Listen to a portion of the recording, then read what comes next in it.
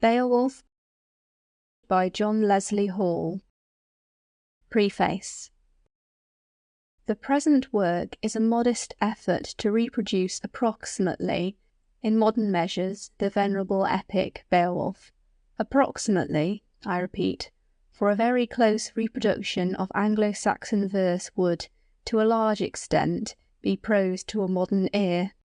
The Haynes-Sokin text and glossary have been closely followed. Occasionally a deviation has been made, but always for what seemed good and sufficient reason. The translator does not aim to be an editor. Once in a while, however, he has added a conjecture of his own to the emendations quoted from the criticisms of other students of the poem. This work is addressed to two classes of readers. From both of these alike, the translator begs sympathy and cooperation. The Anglo-Saxon scholar he hopes to please by adhering faithfully to the original. The student of English literature he aims to interest by giving him, in modern garb, the most ancient epic of our race. This is a bold and venturesome undertaking, and yet there must be some students of the Teutonic past willing to follow even a daring guide, if they may read in modern phrases of the sorrows of Hrothgar, of the prowess of Beowulf, and of the feelings that stirred the hearts of our forefathers in their primeval homes. In order to please the larger class of readers, a regular cadence has been used, a measure which, while retaining the essential characteristics of the original, permits the reader to see ahead of him in reading. Perhaps every Anglo-Saxon scholar has his own theory as to how Beowulf should be translated. Some have given us prose versions of what we believe to be a great poem. Is it any reflection on our honoured Kemble and Arnold to say that their translations fail to show a layman that Beowulf is justly called our first epic? Of those translators who have used verse, several have written from what would seem a mistaken point of view. Is it proper, for instance, that the grave and solemn speeches of Beowulf and Hrothgar be put in ballad measures, tripping lightly and airily along? Or, again, is it fitting that the rough martial music of Anglo-Saxon verse be interpreted to us in the smooth measures of modern blank verse? Do we hear what has been beautifully called the clanging tread of a warrior in mail? Of all English translations of Beowulf, that of Professor Garnett alone gives any adequate idea of the chief characteristics of this great Teutonic epic. The measure used in the present translation is believed to be as near a reproduction of the original as modern English affords. The cadences closely resemble those used by Browning in some of his most striking poems. The four stresses of the Anglo-Saxon verse are retained, and as much thesis and anacrusis is allowed as is consistent with a regular cadence. Alliteration has been used to a large extent, but it was thought that modern ears would hardly tolerate it on every line. End rhyme has been used occasionally, internal rhyme sporadically. Both have some warrant in Anglo-Saxon poetry. For end rhyme, see Chapter 1, line 53, Chapter 1, line 54.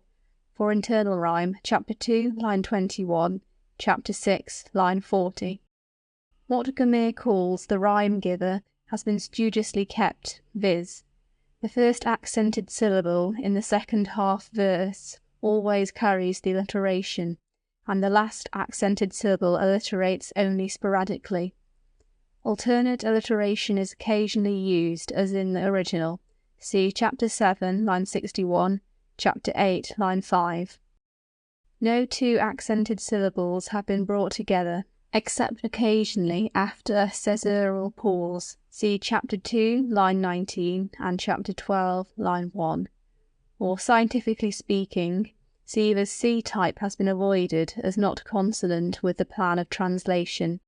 Several of his types, however, constantly occur, e.g. A and a variant, stressed, unstressed, stressed, unstressed, and stressed, unstressed, unstressed, stressed, unstressed.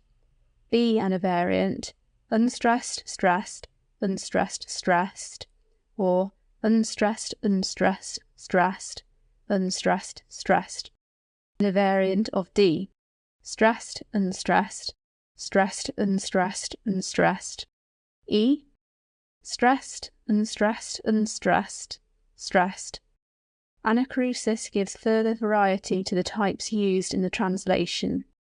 The parallelisms of the original have been faithfully preserved, e.g. chapter 1, line 16 and chapter 1, line 17, Lord and Wielder of Glory, chapter 1, line 30, chapter 1, line 31, chapter 1, line 32, chapter 2, line 12, and chapter 2, line 13, chapter 2, line 27, and chapter 2, line 28, chapter 3, line 5, and chapter 3, line 6. Occasionally some loss has been sustained, but on the other hand, a gain has here and there been made. The effort has been made to give a decided flavour of archaism to the translation. All words not in keeping with the spirit of the poem have been avoided. Again, though many archaic words have been used, there are none, it is believed, which are not found in standard modern poetry. With these preliminary remarks, it will not be amiss to give an outline of the story of the poem. The story. Hrothgar, king of the Danes, or Scyldings, builds a great mead hall or palace, in which he hopes to feast his liege men and to give them presents. The joy of king and retainers is, however, of short duration. Grendel, the monster, is seized with hateful jealousy. He cannot brook the sounds of joyance that reach him down in his fen-dwelling near the hall. Often anon he goes to the joyous building, bent on direful mischief. Thane after thane is ruthlessly carried off and devoured, while no one is found strong enough and bold enough to cope with the monster. For 12 years he persecutes Hrothgar and his vassals. Over sea, a day's voyage off, Beowulf of the Geats, nephew of Hygelac, king of the Geats, hears of Grendel's doings, and of Hrothgar's misery. He resolves to crush the fell monster and relieve the aged king. With 14 chosen companions, he sets sail for Daneland. Reaching that country, he soon persuades Hrothgar of his ability to help him. The hours that elapse before night are spent in beer drinking and conversation. When Hrothgar's bedtime comes, he leaves the hall in charge of Beowulf, telling him that never before has he given to another the absolute wardship of his palace. All retire to rest, Beowulf, as it were, sleeping upon his arms. Grendel comes, the great march-stepper, bearing God's anger. He seizes and kills one of the sleeping warriors, then he advances towards Beowulf. A fierce and desperate hand-to-hand struggle ensues.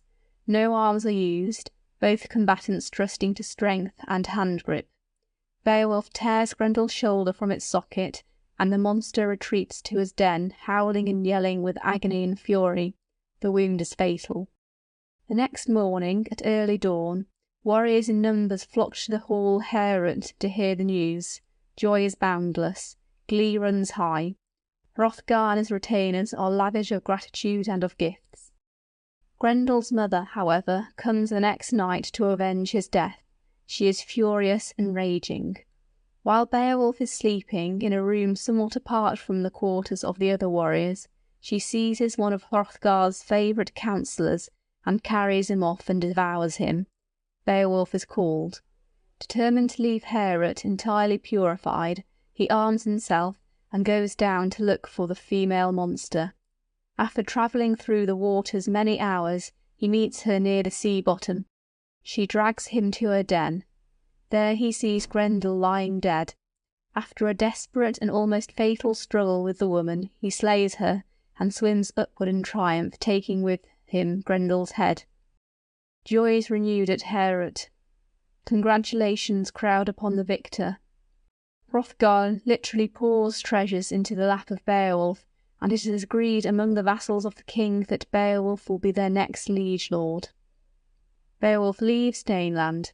Hrothgar weeps and laments at his departure. When the hero arrives in his own land, Hygelac treats him as a distinguished guest. He is the hero of the hour. Beowulf subsequently becomes king of his own people, the Geats. After he has been ruling for 50 years, his own neighbourhood is woefully harried by a fire-spewing dragon. Beowulf determines to kill him. In the ensuing struggle, both Beowulf and the dragon are slain. The grief of the Geats is inexpressible. They determine, however, to leave nothing undone to honour the memory of their lord. A great funeral pyre is built and his body is burnt. Then a memorial barrow is made, visible from a great distance, that sailors afar may be constantly reminded of the prowess of the national hero of Geatland. The poem closes with a glowing tribute to his bravery, his gentleness, his goodness of heart, and his generosity. It is the devout desire of this translator to hasten the day when the story of Beowulf shall be as familiar to English-speaking peoples as that of the Iliad. Beowulf is our first great epic. It is an epitomized history of the life of the Teutonic races. It brings vividly before us our forefathers of pre-Alfredian eras in their love of war, of sea, and of adventure. My special thanks are due to Professors Francis A. March and James A. Harrison for advice, sympathy, and assistance. J. L. Hall. Chapter 1. The Life and Death of Shield. Lo, the Spear-Dane's glory through splendid achievements, the folk-king's former fame we have heard of, how princes displayed then their prowess in battle. Oft shield of shaving from scathers in numbers, from many a people their mead benches tore. Since first he found him friendless and wretched, the earl had had terror, comfort he got for it, waxed 'neath the welkin, whirled on again, till all his neighbours o'er sea were compelled to bow to his bidding and bring him their tribute, an excellent atheling. After was born him a son and heir, young in his dwelling, whom Godfather sent to solace the people. He had marked the misery malice had caused them, that reaved of their rulers they wretched had erstwhile long been afflicted. The Lord, in requital, wielder of glory, with world honour blessed him. Famed was Beowulf, far spread the glory of Shield's great son in the lands of the Danemen. So the carle that is young, by kindnesses rendered the friends of his father, with fees in abundance, must be able to earn that when age approacheth eager companions aid him requitingly, when war assaults him serve him as liegemen, by praiseworthy action must honour be got among all of the races. At the hour that was fated, Shield then departed to the All-Father's keeping, warlike to wend him. Away then they bear him to the flood of the current, his fond loving comrades, as himself he had bidden, while the friend of the Shieldings word sway wielded, and the well-loved land prince long did rule them. The ring-stemmed vessel, bark of the atheling, lay there at anchor, icy in glimmer and eager for sailing. The beloved leader laid they down there, giver of rings, on the breast of the vessel, the famed by the mainmast, and many of jewels, of fretted embossings from far lands brought over, was placed near at hand then, and heard I not ever that a folk ever furnished a float more superbly, with weapons of warfare, weeds for the battle, bills and burnies. On his bosom sparked many a jewel that with him must travel on the flush of the flood afar on the current. And favours no fewer they furnished him soothly, excellent folk gems, than others had given him, who when first he was born outward did send him, lone on the main, the merest of infants. And a gold-fashioned standard they stretched under heaven, high o'er his head, let the whole currents bear him, seaward consigned him, sad was their spirit, their mood very mournful, men are not able soothly to tell us, they in halls who reside, heroes under heaven, to what haven he hied. Chapter 2. Shield's successors. Hrothgar's great mead hall. In the boroughs then Beowulf, bairn of the Shieldings, beloved land prince for long-lasting season, was famed mid the folk. His father departed, the prince from his dwelling, till afterwards sprang great-minded Halfdane. The Danes in his lifetime he graciously governed, grim-mooded, aged, for bairns of his body born in succession woke in the world, war troopers' leader, Herr Ugar, Hrothgar, and Halga the Good. Heard I that Ellen was Ongentheo's consort, the well-beloved bedmate of the war shiftlings' leader. Then glory in battle to Hrothgar was given, waxing the war fame that willingly kinsmen obeyed his bidding, till the boys grew to manhood, a numerous band. It burned in his spirit to urge his folk to found a great building, a mead hall grander than men of the era ever had heard of, and in it to share with young and old all of the blessings the Lord had allowed him, save life and retainers. Then the work I find afar was assigned to many races in Middle-earth's regions, to adorn the great folk hall. In due time it happened early among men that was finished entirely, the greatest of hall buildings, Herr he named it, who wide-reaching word-sway wielded among earlmen. His promise he brake not, rings he lavished, treasure at banquet. Towered the hall up, high and horn-crested, huge between antlers. It battle-waves bided, the blasting fire-demon. Ere long then from hottest hatred must sword wrath arise for a woman's husband and father. Then the mighty war-spirit endured for a season, bore it bitterly, he who bided in darkness, that light-hearted laughter loud in the building greeted him daily. There was dulcet harp music, clear song of the singer. He said that was able to tell from the old earth-men's beginnings, that Father Almighty earth had created, the winsome wolds that the water encircleth, set exultingly the sun's and the moon's beams to lavish their lustre on the land-folk and races, and earth he embellished in all her regions with limbs and leaves, life he bestowed too, on all the kindreds that live under heaven. So blessed with abundance, brimming with joyance, the warriors abided till a certain one gan to dog them with deeds of direfullest malice. A foe in the hall building, this horrible stranger was Grendel entitled, the march-stepper famous, who dwelt in the moor-fens, the marsh and the fastness. The wan-mooded being abode for a season in the land of the giants, when the Lord and Creator had banned him and branded. For that bitter murderer, the killing of Abel, all-ruling father, the kindred of Cain crushed with his vengeance. In the feud he rejoiced not, but far away drove him, from kindred and kind, that crime to atone for, meter of justice. Thence ill-favoured creatures, elves and giants, monsters of ocean, came into being, and the giants that long time grappled with God he gave them requital. Chapter 3. Grendel the Murderer. When the sun was sunken he set out to visit the lofty hall building, how the Ring-Danes had used it for beds and benches when the banquet was over. Then he found there reposing many a noble asleep after supper, sorrow the heroes, misery knew not. The monster of evil, greedy and cruel, tarried but little.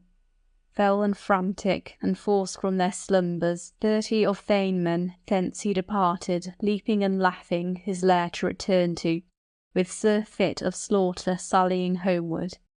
In the dusk of the dawning, as the day was just breaking, was Grendel's prowess revealed to the warriors. Then, his meal-taking finished, a moan was uplifted. Morning cry mighty. The man-ruler famous, the long-worthy Etheling, sat very woeful, suffered great sorrow, sighed for his liegemen, when they had seen the track of the hateful pursuer, the spirit accursed, too crushing that sorrow, too loathsome and lasting. Not longer he tarried, but one night after continued his slaughter, shameless and shocking, shrinking but little from malice and murder. They mastered him fully. He was easy to find then who otherwhere looked for a pleasanter place of repose in the lodges, a bed in the bowers. Then was brought to his notice, told him truly by token apparent, the hall thane's hatred. He held himself after, further and faster, who the foeman did baffle. So ruled he, and strongly strove against justice, lone against all men, till empty uptowered the choicest of houses. Long was the season, 12 winters' time torture suffered the friend of the Shieldings, every affliction, endless agony, hence it after became certainly known to the children of men, sadly in measures, that long against Hrothgar Grendel struggled. His grudges he cherished, murderous malice, many a winter, strife unremitting, and peacefully wished he life woe to live from no liegeman at all of the men of the Dane folk, for money to settle, no counsellor needed count for a moment on handsome amends at the hands of the murderer. The monster of evil fiercely did harass the ill-plotting death shade, both elder and younger, trapping and tricking them. He trod every night then the mist-covered moor fens. Men do not know where witches and wizards wander and ramble. So the foe of mankind many of evils, grievous injuries often accomplished, horrible hermit, Herot he frequented, gem-bedecked palace, when the nightshades had fallen, since God did oppose him, not the throne could he touch, the light-flashing jewel, love of him knew not. 'Twas a fearful affliction to the friend of the Shieldings, soul-crushing sorrow. Not seldom in private sat the king in his council, confronts held they what the brave should determine gainst terrors unlooked for. At the shrines of their idols often they promised gifts and offerings, earnestly prayed they the devil from hell would help them to lighten their people's oppression. Such practice they used then, hope of the heathen, hell they remembered in innermost spirit, God they knew not. Such practice they used then, hope of the heathen, hell they remembered in innermost spirit, God they knew not, judge of their actions, all-wielding ruler. No praise could they give the guardian of heaven, the wielder of glory. Woe will be his who through furious hatred his spirit shall drive to the clutch of the fire. No comfort shall look for, wax no wiser. Well for the man who, living his life days, his Lord may face and find defence in his Father's embrace. Chapter 4. Beowulf goes to Hrothgar's assistance. So Halfdane's kinsman constantly mused on his long-lasting sorrow. The battle-thane clever was not anywise able evils to scape from, too crushing the sorrow that came to the people, loathsome and lasting the life-grinding torture, greatest of night woes. So he Elac's liegeman, good amid Geat-men of Grendel's achievements, heard in his home. Of heroes then living he was stoutest and strongest, sturdy and noble. He bade them prepare him a bark that was trusty. He said he the war-king would seek o'er the ocean, the folk-leader noble, since he needed retainers. For the perilous project prudent companions chided him little, though loving him dearly. They egged the brave atheling, augured him glory. The excellent knight from the folk of the Geat-men had liegemen selected, likest to prove them trustworthy warriors. With 14 companions the vessel he looked for, a liegeman then showed them, a sea-crafty man, the bounds of the country. Fast the days fleeted, the float was a-water, the craft by the cliff. Clomb to the prow then well-equipped warriors, the wave-currents twisted the sea on the sand. Soldiers then carried on the breast of the vessel bright shining jewels, handsome war armour, heroes outshoved them, war-men the wood-ship, on its wished-for adventure.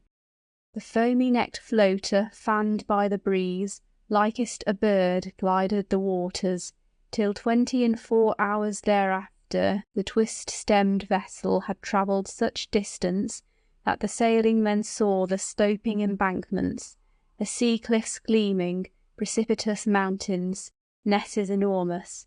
They were nearing the limits at the end of the ocean. Up thence quickly the men of the Weders clomb to the mainland, fastened their vessel, battle-weeds rattled, war-burnies clattered. The wielder they thanked that the ways o'er the waters had waxen so gentle. Then well from the cliff edge the guard of the Shieldings, who the sea-cliff should see to, saw o'er the gangway brave ones bearing beauteous targets, armour all ready. Anxiously thought he, musing and wondering what men were approaching. High on his horse, then Hrothgar's retainer turned him to coastward, mightily brandished his lance in his hands, questioned with boldness. "Who are ye men here, mail-covered warriors, clad in your corselets, come thus a-driving a high-riding ship o'er the shoals of the waters, and hitherneath helmets have hied o'er the ocean? I have been strand-guard, standing as warden, lest enemies ever anywise ravage Danish dominions with army of warships. More boldly never have warriors ventured hither to come, of kinsmen's approval. Word leave of warriors, I ween that ye surely nothing have known. Never a greater one of earls o'er the earth have I had a sight of than is one of your number, a hero in armour, no low-ranking fellow adorned with his weapons, but launching them little, unless looks are deceiving, and striking appearance.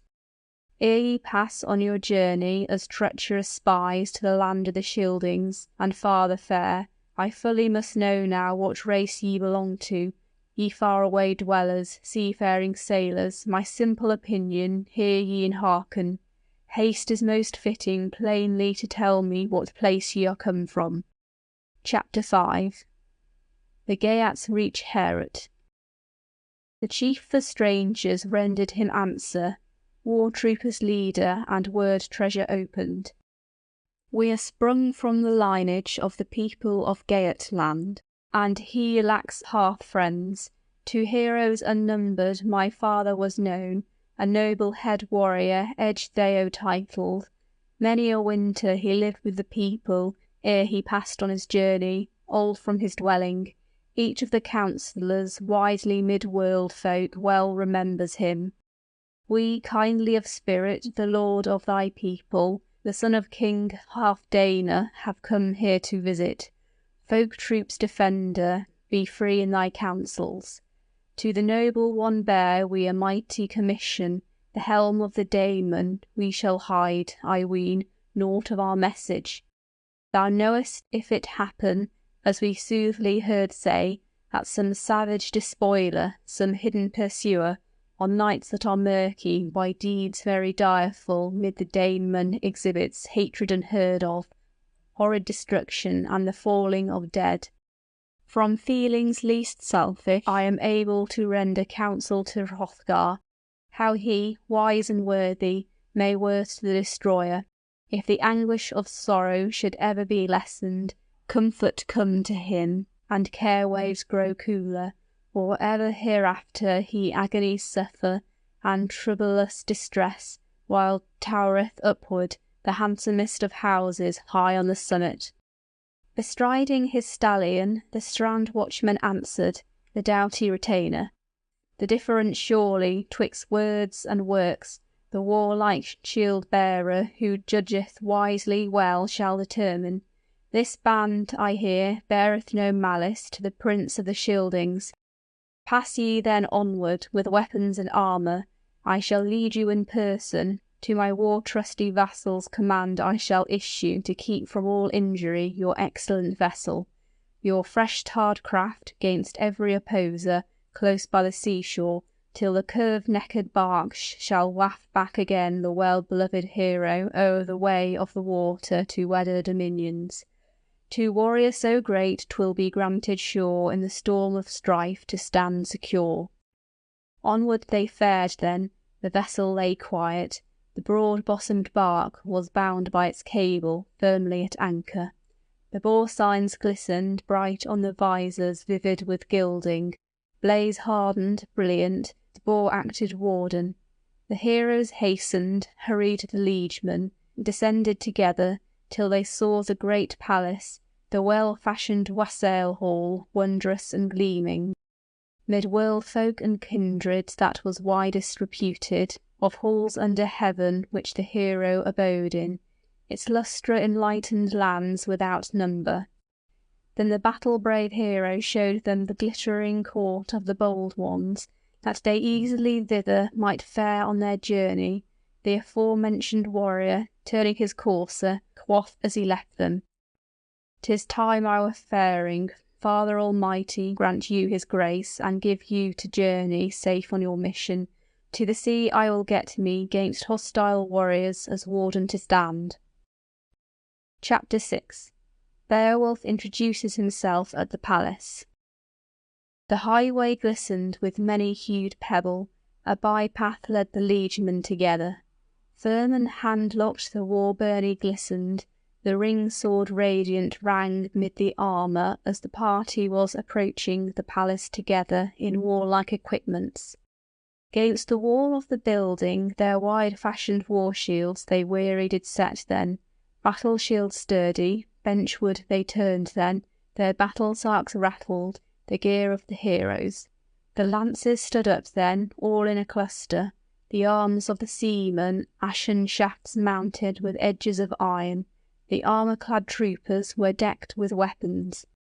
Then a proud-mooded hero asked of the champions questions of lineage. From what borders bear ye your battle-shields plated, gilded and gleaming, your grey-coloured byrnies, helmets with visors and heap of war-lances?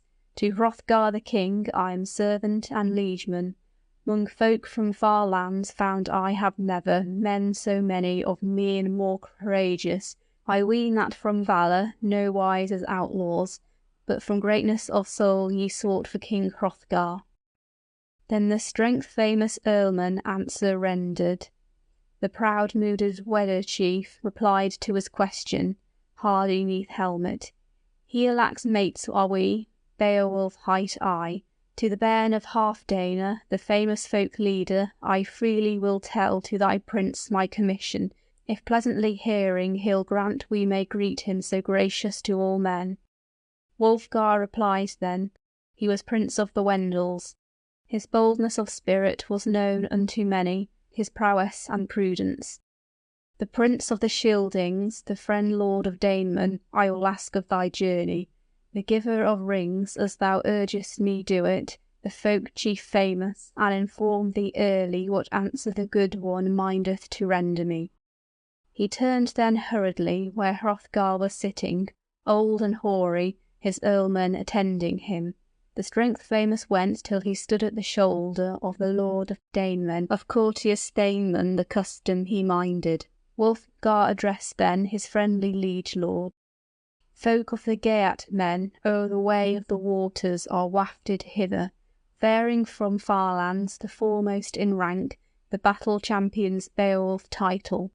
They make this petition with thee, O my chieftain, to be granted a conference. O gracious King Hrothgar, friendly answer refuse not to give them.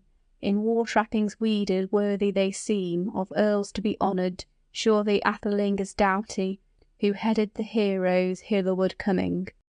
Chapter 7. Hrothgar and Beowulf. Hrothgar answered, helm of the Scyldings. 'I remember this man as the merest of striplings. His father long dead now was Ecgtheow titled. Him Hraethel the Geatman granted at home his one only daughter. His battle-brave son is come but now, sought a trustworthy friend. Seafaring sailors asserted it then, who valuable gift-gems of the Geatmen carried as peace-offering thither, that he 30 men's grapple has in his hand, the hero in battle. The holy Creator usward sent him to Westdane warriors, I ween, for to render 'gainst Grendel's grimness gracious assistance.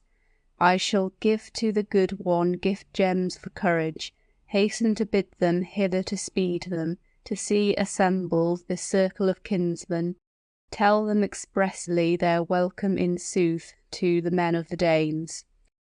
The door of the building Wulfgar went then, this word message shouted. 'My victorious liege lord bade me to tell you, the East-Danes' atheling, that your origin knows he, and o'er wave billows wafted ye welcome are hither, valiant of spirit. Ye straightway may enter, clad in corslets, cased in your helmets, to see King Hrothgar. Here let your battle-boards, wood-spears, and war-shafts await your conferring.' The mighty one rose then, with many a liege man, an excellent thane group. Some there did await them, and as bid of the brave one the battle gear guarded. Together they hied them, while the hero did guide them. Neath Heorot's roof the high-minded went then, sturdy neath helmet till he stood in the building. Beowulf spake, his byrnie did glisten, his armour seamed over by the art of the craftsman. Hail thou Hrothgar, I am Higelac's kinsman and vassal forsooth. Many a wonder I dared as a stripling. The doings of Grendel in far-off fatherland I fully did know of. Seafarers tell us, this hall building standeth, excellent edifice, empty and useless, to all the earl-men after even light's glimmer neath heaven's bright hues hath hidden its glory. This my earls then urge me, the most excellent of them, carles very clever, to come and assist thee, folk-leader Hrothgar. Fully they knew of the strength of my body. Themselves they beheld me when I came from the contest, when covered with gore foes I escaped from, where 5 I had bound, the giant race wasted, in the waters destroying the knickers by night, bore numberless sorrows, the wedders avenged, woes had they suffered, enemies ravaged. Alone now with Grendel I shall manage the matter, with the monster of evil, the giant decide it. Thee I would therefore beg of thy bounty, bright Danish chieftain, lord of the Scyldings, this single petition, not to refuse me, defender of warriors, friend lord of folks. So far have I sought thee, that I may unaided, my earl-men assisting me, this brave-mooded war-band, purify Heorot. I have heard on inquiry the horrible creature from veriest rashness recks not for weapons. I this do scorn then, so be Higelac gracious, my liege lord beloved, lenient of spirit, to bear a blade or a broad-fashioned target, a shield to the onset. Only with hand-grip the foe I must grapple. Fight for my life then, foeman with foeman. Ye fain must rely on the doom of the Lord whom death layeth hold of. I ween he will wish, if he win in the struggle, to eat in the war-hall earls of the Geat folk, boldly to swallow them, as of yore he did often the best of the Hraith-men. Thou needest not trouble a head-watch to give me. He will have me dripping and weary with gore, if death overtake me, will bear me off bleeding, biting and mouthing me. The hermit will eat me, heedless of pity, marking the moor-fens. No more wilt thou need then find me my food. If I fall in the battle, send to Higelac the armour that serveth to shield my bosom, the best of equipments, richest of ring-mails. 'Tis the relic of Hraithlap, the work of Wayland, goes weird as she must go. Chapter 8. Hrothgar and Beowulf, continued. Hrothgar discoursed, helm of the Scyldings. To defend our folk and to furnish assistance, thou soughtest us hither, good friend Beowulf. The fiercest of feuds thy father engaged in. Hey ath Olaf killed he in hand-to-hand conflict mid Whitlefingish warriors. Then the Wederish people, for fear of a feud, were forced to disown him. Thence flying he fled to the folk of the South Danes, the race of the Scyldings. O'er the roll of the waters I had lately begun then to govern the Danemen, the hoard seat of heroes held in my youth, rich in its jewels. Dead was Herogar, my kinsman and elder had earth-joys forsaken, Halfdana his bairn. He was better than I am. That feud thereafter for a fee I compounded. O'er the weltering waters to the Wylfings I sent ornaments old. Oaths did he swear me. It pains me in spirit to any to tell it, what grief in Heorot Grendel hath caused me, what horror unlooked for by hatred unceasing. Waned is my war-band, wasted my hall troop. Weird hath oft cast then to the clutches of Grendel. God can easily hinder the scather from deeds so direful. Oft drunken with beer, o' the ale-vessel promised warriors in armour, they would willingly wait on the wassailing benches, a grapple with Grendel, with grimmest of edges. Then this mead hall at morning with murder was reeking, the building was bloody at breaking of daylight, the bench deals all flooded, dripping and bloodied, the folk hall was gory. I had fewer retainers, dear beloved warriors, whom death had laid hold of. Sit at the feast now, thy intents unto heroes, thy victor fame show, as thy spirit doth urge thee. For the men of the Geats then together assembled, in the beer hall blithesome a bench was made ready. There warlike in spirit they went to be seated, proud and exultant. A liege man did service, who a beaker embellished bore with decorum, and gleaming drink poured. The gleeman sang whilom hearty in Heorot. There were heroes rejoicing, a numerous war band of Weders and Danemen. Chapter 9. Unferth taunts Beowulf. Unferth spoke up, Edgelaf his son, who sat at the feet of the lord of the Scyldings, opened the jousting. The journey of Beowulf, seafarer doughty, gave sorrow to Unferth, and greatest chagrin too. For granted he never that any man else on earth should attain to gain under heaven more glory than he. Art thou Beowulf with Breca did struggle, on the wide sea currents at swimming contended, where to humour your pride the ocean ye tried, from vainest vaunting adventured your bodies in the care of the waters? And no one was able, nor lief nor loth one, in the least to dissuade you your difficult voyage. Then ye ventured a swimming, where your arms outstretching the streams ye did cover, the mere ways measured, mixing and stirring them, glided the ocean, angry the waves were, with the weltering of winter.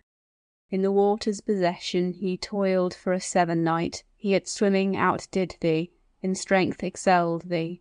Then early at morning, on the Heathorine shore the holm currents tossed him. Sought he thenceward the home of his fathers, beloved of his liegemen, the land of the Brondings, the peace castle pleasant, where a people he wielded had borough and jewels. The pledge that he made thee, the son of Beanstan, hath soothly accomplished. Then I ween thou wilt find thee less fortunate issue, though ever triumphant in onset of battle, a grim grappling, if Grendel thou darest for the space of a night near by to wait for. Beowulf answered, offspring of Ecgtheow, my good friend Unfair, sure freely and wildly thou fuddled with beer of Breca hast spoken, hast told of his journey. A fact I allege it, that greater strength in the waters had I then, ills in the ocean, than any man else had. We made agreement, as the merest of striplings promised each other, both of us then were younkers in years, that we yet would adventure out on the ocean. It all we accomplished. While swimming the sea floods, sword blade unscabbarded, boldly we brandished, our bodies expected to shield from the sharks. He sure wasn't able to swim on the waters further than I could, or swift on the waves, nor would I from him go. Then we two companions stayed in the ocean 5 nights together, till the currents did part us, the weltering waters, weathers the bleakest, and nethermost night, and the north wind whistled, fierce in our faces. Fell were the billows. The mere fish's mood was mightily ruffled, and there against foemen my firm knotted corslet, hand-jointed, hardy, help did afford me. My battle-sark braided, brilliantly gilded, lay on my bosom. To the bottom then dragged me, a hateful fiend scather, seized me and held me, grim in his grapple. 'Twas granted me, natheless, to pierce the monster with the point of my weapon, my obedient blade, battle oft carried, a mighty mere creature by means of my hand-blow. Chapter 10. Beowulf silences Unfair, glee is high.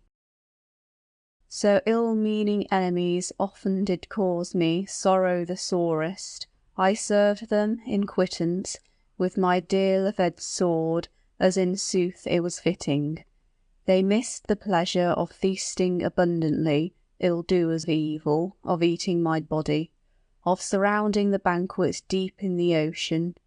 But wounded with edges early at morning, they were stretched ahigh on the strand of the ocean, put to sleep with the sword, that sea-going travellers no longer thereafter were hindered from sailing the foam-dashing currents.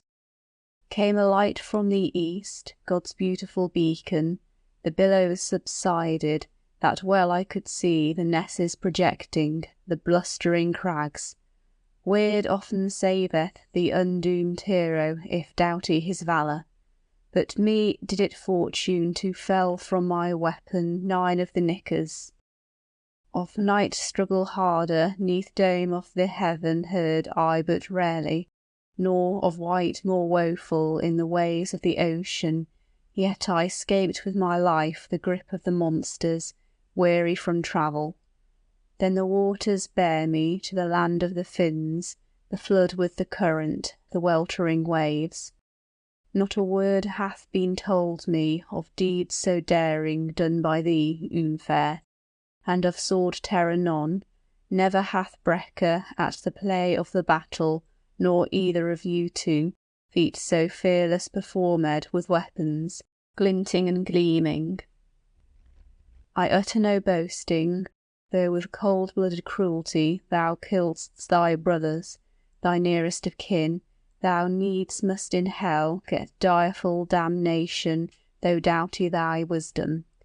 I tell thee in earnest, offspring of Ecglaf, never had Grendel such numberless horrors, the direful demon, done to thy liege lord, harrying in Heorot, if thy heart were as sturdy, thy mood as ferocious as thou dost describe them.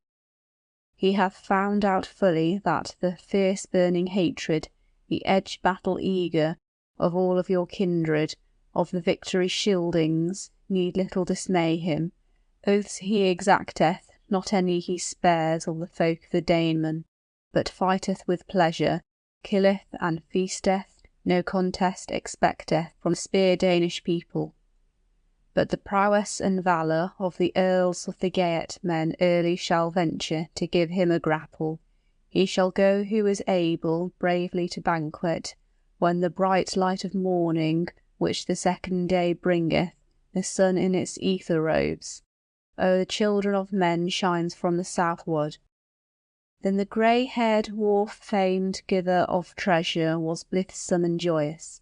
The bright Danish ruler expected assistance, the people's protector heard from Beowulf his bold resolution.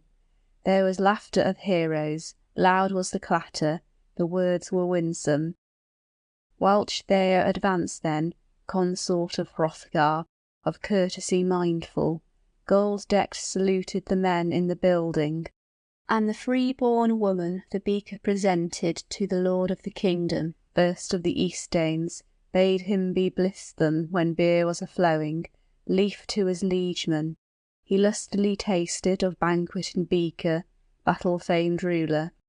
The Helmingish lady then graciously circles mid all the liegemen lesser and greater, treasure cups tendered, till time was afforded that the decorous-mooded, diademed folk-queen might bear to Beowulf the bumper of Erening.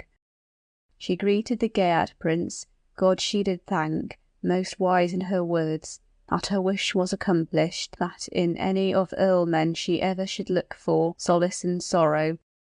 He accepted the beaker, battle-bold warrior, at Wealhtheow's giving. Then equipped for combat quoth he in measures, Beowulf spake, offspring of Ecglaf. I purposed in spirit when I mounted the ocean, when I boarded my boat with a band of my liegemen. I would work to the fullest the will of your people, or in foes' clutches fastened fall in the battle. Deeds I shall do of daring and prowess, or the last of my life days live in this mead hall. These words to the lady were welcome and pleasing. The boast of the Geatman, with gold trappings broidered, went the free-born folk-queen, her fond lord to sit by. Then again, as of yore was heard in the building, courtly discussion, conquerors shouting. Heroes were happy, till Halfdane's son would go to his slumber to seek for refreshing. For the horrid hell monster in the hall building knew he a fight was determined. Since the light of the sun they no longer could see, and lowering darkness o'er all had descended, and dark under heaven shadowy shapes came shying around them. The liegemen all rose then, one saluted the other, Hrothgar Beowulf, in rhythmical measures wishing him well, and the wassail hall giving to his care and keeping, quoth he departing. Not to any one else have I ever entrusted but thee and thee only, the hall of the Danemen. Since high I could heave my hand and my buckler, take thou in charge now the noblest of houses. Be mindful of honour, exhibiting prowess, watch 'gainst the foeman. Thou shalt want no enjoyments, survive thou safely adventure so glorious. Chapter 11. All sleep save one. Then Hrothgar departed, his earl throng attending him, folk lord of Scyldings, forth from the building. The war chieftain wished then Wulftheo to look for the queen for a bedmate. To keep away Grendel, the glory of kings, had given a hall watch, as men heard recounted, for the king of the Danemen he did special service, gave the giant a watcher, and the prince of the Geatmen implicitly trusted his warlike strength and the wielder's protection. His armour of iron off him he did then, his helmet from his head. To his henchman committed his chase-handled chain-sword, choicest of weapons, and bade him bide with his battle equipments. The good one then uttered words of defiance. Beowulf Geatman ere his bed he upmounted. I hold me no meaner in matters of prowess, in warlike achievements, than Grendel does himself. Hence I seek not with sword edge to soothe him to slumber, of life to bereave him, though well I am able. No battle skill has he, that blows he should strike me, to shatter my shield, though sure he is mighty in strife and destruction.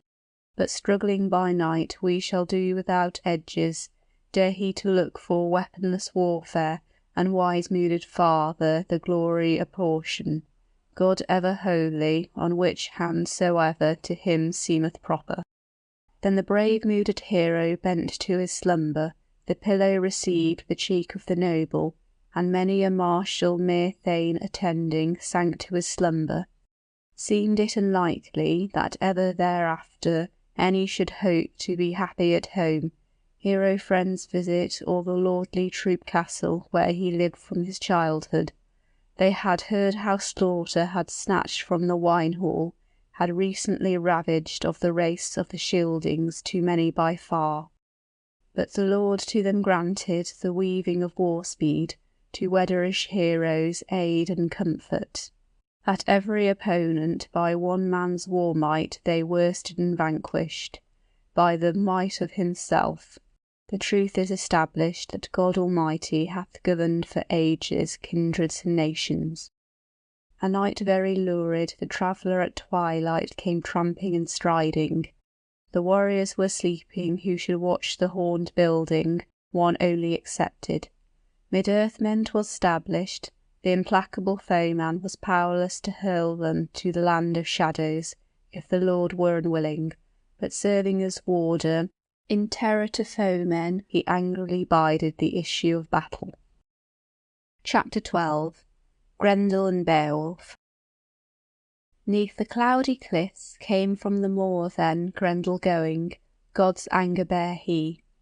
The monster intended some one of earthmen in the hall building grand to entrap and make way with. He went under welkin where well he knew of the wine joyous building, brilliant with plating, gold hall of earthmen. Not the earliest occasion he the home and manor of Hrothgar had sought, ne'er found he in life days later nor earlier hardier hero, hall thanes more sturdy. Then came to the building the warrior marching, bereft of his joyance. The door quickly opened, on fire hinges fastened, when his fingers had touched it. The fell one had flung then, his fury so bitter, opened the entrance. Early thereafter the foeman trod the shining hall pavement. Strode he angrily, from the eyes of him glimmered a lustre unlovely likest to fire. He beheld in the hall the heroes in numbers, a circle of kinsmen sleeping together, a throng of thane-men, and his thoughts were exultant. He minded to sunder from each of the thane-men the life from his body, horrible demon, ere morning came, since fate had allowed him the prospect of plenty. Providence willed not to permit him any more of men under heaven to eat in the night time. Higelac's kinsmen great sorrow endured how the dire-mooded creature in unlooked-for assaults were likely to bear him. No thought had the monster of deferring the matter, but on earliest occasion he quickly laid hold of a soldier asleep, suddenly tore him, bit his bone prison, the blood drank in currents, swallowed in mouthfuls. He soon had the dead man's feet and hands too, eaten entirely. Nearer he strode then, the stout-hearted warrior snatched as he slumbered, seizing with hand-grip, forward the foeman foined with his hand. Caught he quickly the cunning deviser, on his elbow he rested. This early discovered the master of malice, that in middle-earth's regions, neath the whole of the heavens, no hand-grapple greater in any man else had he ever encountered. Fearful in spirit, and faint-mooded waxed he, not oft could betake him, death was he pondering, would fly to his covert, seek the devil's assembly. His calling no more was the same he had followed long in his lifetime. The liege kinsman worthy of Higelac minded his speech of the evening. Stood he up straight and stoutly did seize him, his fingers crackled, the giant was outward, the earl stepped farther. The famous one minded to flee away farther, if he found an occasion, and often away, avoiding delay, to fly to the fen-moors. He fully was ware of the strength of his grapple in the grip of the foeman. 'Twas an ill-taken journey that the injury bringing, harrying harmer to Heorot wandered. The palace re-echoed, to all the Danemen, dwellers in castles, to each of the bold ones, earl-men was terror. Angry they both were, arch-wardens raging. Rattled the building. 'Twas a marvellous wonder that the wine-hall withstood then the bold in battle, bent not to earthward, excellent earth-hall, but within and without it was fastened so firmly in fetters of iron, by the art of the armourer. Off from the sill there bent mead benches many, as men have informed me, adorned with gold-work, where the grim ones did struggle. The shielding wise men weened ne'er before that by might and main strength a man under heaven might break it in pieces, bone-decked, resplendent, crush it by cunning, unless clutch of the fire in smoke should consume it. The sound mounted upward novel enough, on the North Danes fastened a terror of anguish, on all of the men there who heard from the wall the weeping and plaining, the song of defeat from the foeman of heaven, heard him hymns of horror howl, and his sorrow hell-bound bewailing. He held him too firmly, who was strongest of main strength of men of that era. Chapter 13. Grendel is vanquished.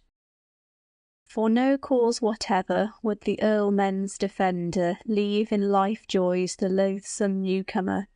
He deemed his existence utterly useless to men under heaven.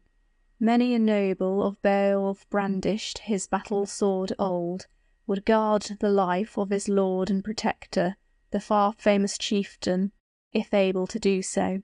While waging the warfare, this wist they but little, brave battle-thanes, while his body intending to slit into slivers, and seeking his spirit. That the relentless foeman, nor finest of weapons of all on the earth, nor any of war bills was willing to injure, but weapons of victory, swords and such like he had sworn to dispense with.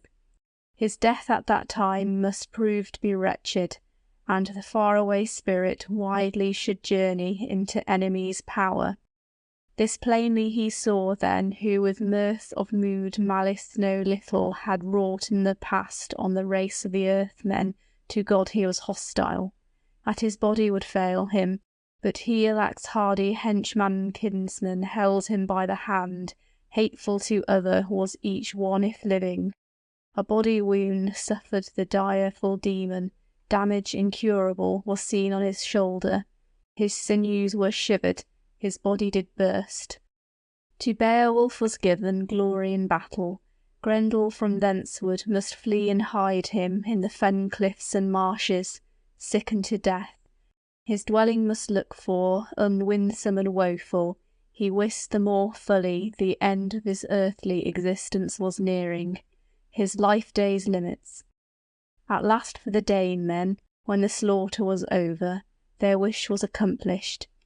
The comer from far land had cleansed them of evil, wise and valiant. The war hall of Hrothgar saved it from violence. He joyed in the night work, in repute for prowess.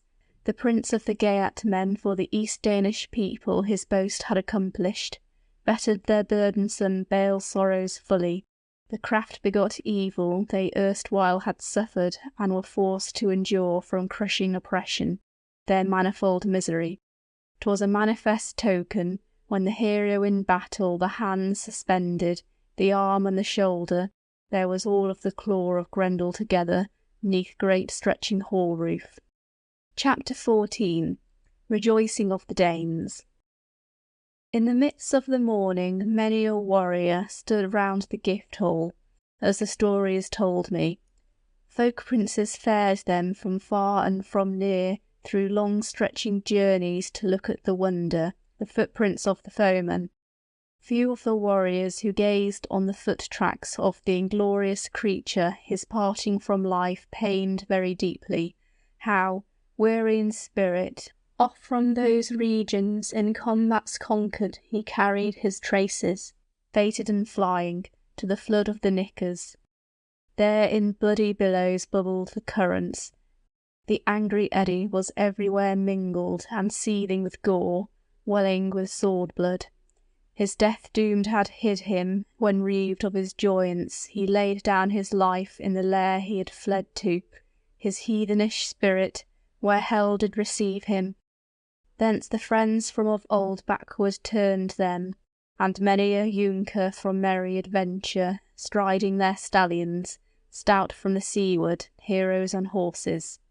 There were heard very often Beowulf's praises. Many often asserted that neither south nor north, in the circuit of waters, outstretching earth plain, none other was better mid bearers of war shields, more worthy to govern neath the arch of the ether. Not any, however, gainst the friend lord muttered, mocking words uttered of Hrothgar the gracious, a good king he. Oft the famed ones permitted their fallow-skinned horses to run in rivalry, racing and chasing, where the field ways appeared to them fair and inviting, known for their excellence. Oft a thane of the folk-lord, a man of celebrity, mindful of rhythms, who ancient traditions treasured in memory, new word groups found properly bound. The bard after gan then Beowulf's venture wisely to tell of, and words that were clever to utter skilfully, earnestly speaking. Everything told he that he heard as to Sigmund's mighty achievements, many things hidden, the strife of the Wælsing, the wide-going ventures the children of men knew of but little, the feud and the fury, but Fitela with him, when such like matters he minded to speak of, uncle to nephew, as in every contention each to other was ever devoted. A numerous host of the race of the Scathers they had slain with the sword edge. To Sigmund accrued then no little of glory, when his life days were over, since he sturdy in struggle had destroyed the great dragon, the hoard treasure's keeper. Neath the hoar greyish stone he, the son of the Atheling, unaided adventured the perilous project. Not present was Fitela, yet the fortune befell him of forcing his weapon through the marvellous dragon, that it stood in the wall. Well-honoured weapon, The worm was slaughtered. The Great One had gained then by his glorious achievement to reap from the ring-cord richest enjoyment, as best did it please him. His vessel he loaded, shining ornaments on the ship's bosom carried, kinsman of wiles. The drake in heat melted. He was farthest famed of fugitive pilgrims, mid wide scattered world folk, for works of great prowess, war troopers' shelter. Hence waxed he in honour. Afterward Heromode's hero strength failed him, his vigour and valour. Mid venomous haters to the hands of the foemen he was foully delivered, off driven early. Agony billows oppressed him too long, to his people he became then, to all the athelings, an ever great burden. And the daring one's journey in days of yore many wise men were wont to deplore, such as hoped he would bring them help in their sorrow, that the son of their ruler should rise into power, holding the headship held by his fathers, should govern the people, the gold hoard and borough, the kingdom of heroes, the realm of the Scyldings. He to all men became then far more beloved, he a lax kinsman, to kindreds and races, to his friends much dearer. In malice assaulted, off running and racing on roadsters they measured the dun-coloured highways.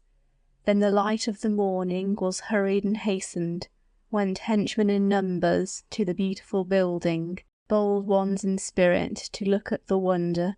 The liege lord himself then from his wife bower wending, warden of treasures, glorious trod with troopers unnumbered, famed for his virtues, and with him the queen-wife measured the mead-ways, with maidens attending. Chapter 15. Hrothgar's gratitude. Hrothgar discoursed, to the hall building went he. He stood by the pillar, saw the steep rising hall roof gleaming with gold gems, and Grendel his hand there. For the sight we behold now, thanks to the wielder, early be offered. Much evil I bided, snaring from Grendel. God can e'er accomplish wonder on wonder, wielder of glory. But lately I reckoned ne'er under heaven comfort to gain me for any of sorrows, while the handsomest of houses horrid with bloodstain, gory uptowered, grief had off-frightened each of the wise ones who weened not that ever the folk troops' defences gainst foes they should strengthen, gainst spirits and monsters. Through the might of the wielder, a doughty retainer hath a deed now accomplished which erstwhile we all with our excellent wisdom failed to perform. May affirm very truly what woman soever in all of the nations gave birth to the child, if yet she surviveth, that the long-ruling lord was lavish to herward in the birth of the bairn. Now, Beowulf dear, most excellent hero, I'll love thee in spirit as bairn of my body. Bear well henceforward the relationship new. No lack shall befall thee of earth joys any I ever can give thee. Full often for lesser service I've given hero less hardy hoard treasure precious, to a weaker in war strife. By works of distinction thou hast gained for thyself now that thy glory shall flourish for ever and ever. The all-ruler quite thee with good from his hand as he hitherto did thee. Beowulf answered, Ecgtheow's offspring. But labour of glory most gladly achieved we, the combat accomplished, unquailing we ventured the enemy's grapple. I would grant it much rather thou wert able to look at the creature in person, faint unto failing, a foe and his trappings. On murder-bed quickly I minded to bind him, with firm holding fetters, that forced by my grapple low he should lie in life and death struggle, lest his body escape. I was wholly unable, since God did not will it, to keep him from going, not held him that firmly, hated opposer. Too swift was the foeman. Yet safety regarding he suffered his hand behind him to linger, his arm and shoulder to act as watcher. No shadow of solace the woe-begone creature found him there natheless. The hated destroyer liveth no longer, lashed for his evils, but sorrow hath seized him, In snare meshes hath him close in its clutches, keepeth him writhing in baleful bonds. There banished for evil, the man shall wait for the mighty tribunal, how God of glory shall give him his earnings. Then the soldier kept silent, son of Edgelaf, from boasting and bragging of battle achievements, since the princes beheld there the hand that depended neath the lofty hall timbers by the might of the nobleman, each one before him, the enemy's fingers, each fingernail strong steel most resembled, the heathen one's handspur, the hero in battle's claw most uncanny, quoth they agreeing that not any excellent edges of brave ones was willing to touch him, the terrible creature's battle-hand bloody to bear away from him. Chapter 16. Hrothgar lavishes gifts upon his deliverer. Then straight was ordered that Heorot inside with hands be embellished, a host of them gathered, of men and women, who the wassailing building the guest hall begeared. Gold flashing sparkled webs on the walls then, of wonders a many to each of the heroes that look on such objects. The beautiful building was broken to pieces, which all within with irons was fastened, its hinges torn off. Only the roof was whole and uninjured when the horrible creature, outlawed for evil oft had betaken him, hopeless of living. 'Tis hard to avoid it, whoever will do it, but he doubtless must come to the place awaiting, as Weird hath appointed, soul-bearers, earth-dwellers, earls under heaven, where bound on its bed his body shall slumber when feasting is finished. Full was the time then that the son of Halfdene went to the building. The excellent atheling would eat of the banquet. Ne'er heard I that people with hero band larger bear them better towards their bracelet bestower. The laden with glory stooped to the bench then, their kinsmen and companions in plenty were joyful, many a cupful quaffing complacently. Doughty of spirit in the high towering palace, Hrothgar and Hrothulf. Heorot then inside was filled with friendly ones, falsehood and treachery, the folk of Scyldings, now nowise did practise.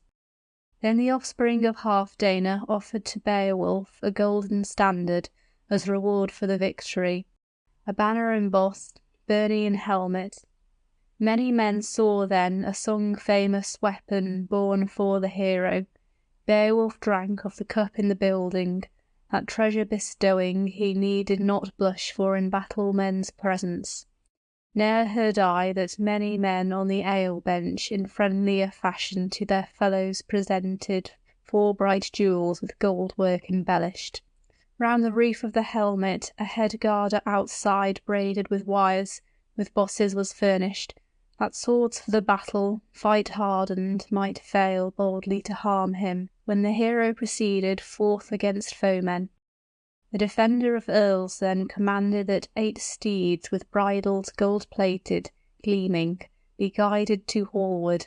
Inside the building, on one of them stood then an art-broidered saddle embellished with jewels. 'Twas the sovereign's seat, when the son of King Halfdene was pleased to take part in the play of the edges. The famous one's valour ne'er failed at the front when slain ones were bowing. And to Beowulf granted the prince of the Ingwins power over both, o'er war steeds and weapons, bade him well to enjoy them. In so manly a manner the mighty famed chieftain, hoard ward of heroes, with horses and jewels war-storms requited, that none e'er condemneth who willeth to tell truth with full justice. Chapter 17. Banquet continued. The Shope's Song of Finn and Nath. And the atheling of earlmen to each of the heroes, who the ways of the waters went with Beowulf, a costly gift-token gave on the mead-bench, offered an heirloom, and ordered that that man with gold should be paid for, whom Grendel had erstwhile wickedly slaughtered, as he more of them had done had far-seeking God and the mood of the hero the fate not averted. The Father then governed all of the earth-dwellers, as he ever is doing. Hence insight for all men is everywhere fittest, forethought of spirit. Much he shall suffer of lief and of loathsome who long in this present useth the word in this woeful existence. There was music and merriment mingling together, touching Halfdane's leader. The joy-wood was fingered, measures recited, when the singers of Hrothgar on mead bench should mention the merry hall joyance of the kinsmen of Finn when onset surprised them. The half-Danish hero, Naf of the Scyldings, on the field of the Frisians was fated to perish. Sure Hildburg needed not mention approving the fate of the Juteman. Though blameless entirely, when shields were shivered she was shorn of her darlings, of bairns and brothers. They went to their fate with war-spear wounded. Woe was that woman! Not causeless lamented the daughter of Hoke the decree of the wielder when morning light came and she was able 'neath heaven to behold the destruction of brothers and bairns, where the brightest of earth joys she had hitherto had.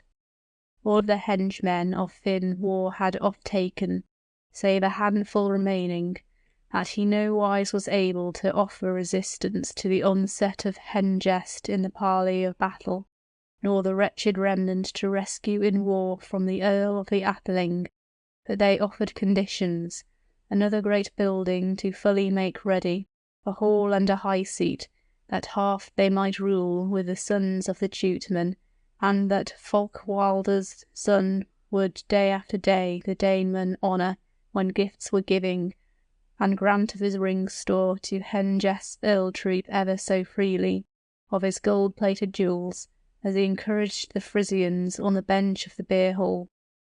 On both sides they swore then a fast-binding compact.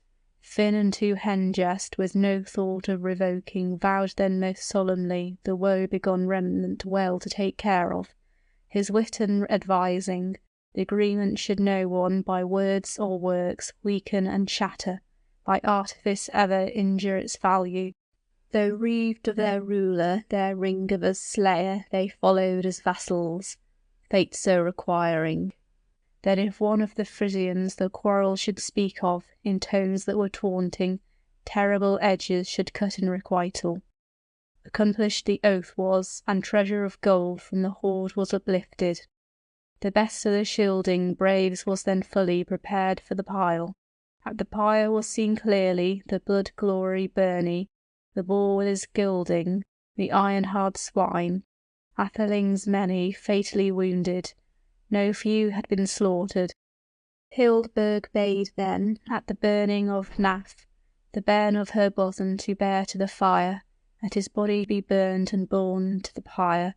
The woe-stricken woman wept on his shoulder, in measures lamented, up-mounted the hero.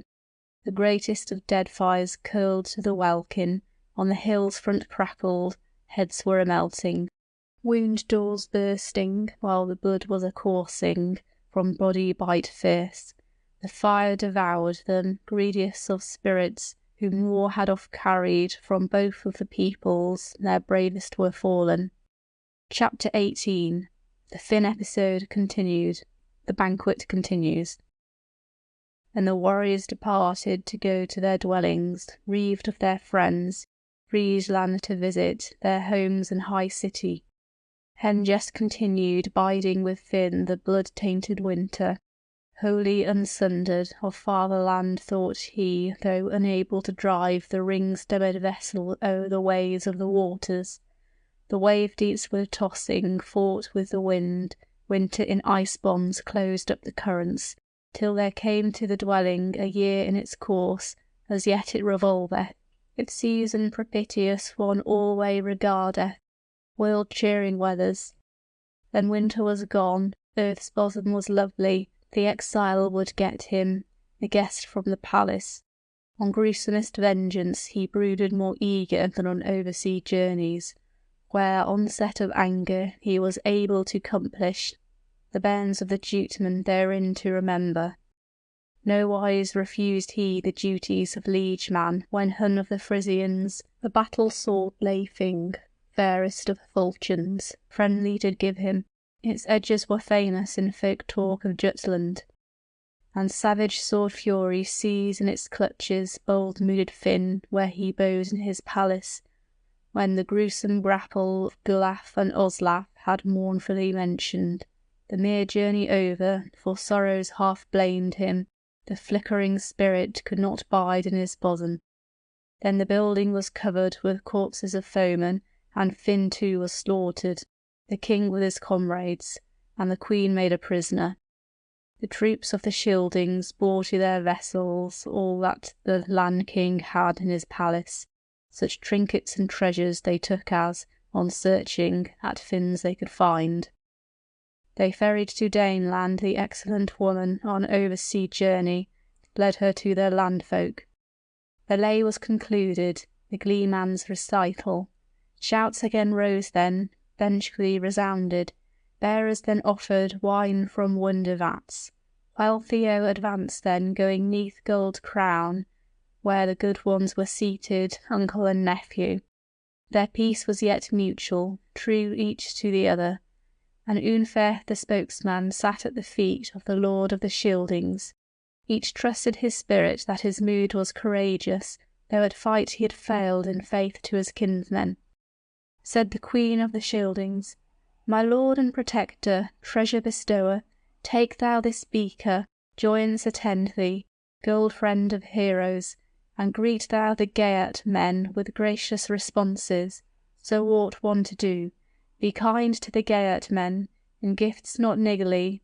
Anear and afar now peace thou enjoyest. Report hath informed me thou'lt have for a bairn the battle-brave hero. Now is Herod cleansed, bring palace gleaming. Give while thou mayest many rewards, and bequeath to thy kinsmen kingdom and people, on wending thy way to the Wielder's splendour. I know, good Hrothulf, that the noble young troopers he'll care for and honour, lord of the Scyldings.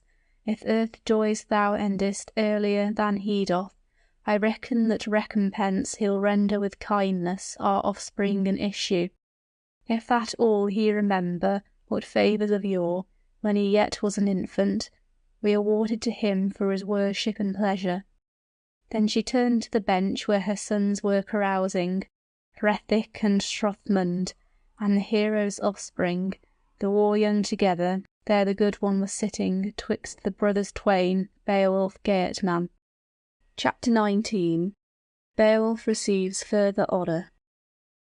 A beaker was born him, and biding to quaff it graciously given, and gold that was twisted pleasantly proffered, a pair of arm jewels, rings and corslet, of collars the greatest I've heard of 'neath heaven. Of heroes not any more splendid from jewels have I heard 'neath the welkin, since Hammer bore off the Brosingmen's necklace, the bracteates and jewels, from the bright shining city, or Menric's cunning craftiness fled from, chose gain everlasting. Geatish Higelac, grandson of Swerting, last had this jewel when tramping 'neath banner the treasure he guarded, the field spoiled defended. Fate off-carried him when for deeds of daring he endured tribulation, hate from the Frisians. The ornaments bare he o'er the cup of the currents, costly gem treasures, mighty folk leader, he fell 'neath his target.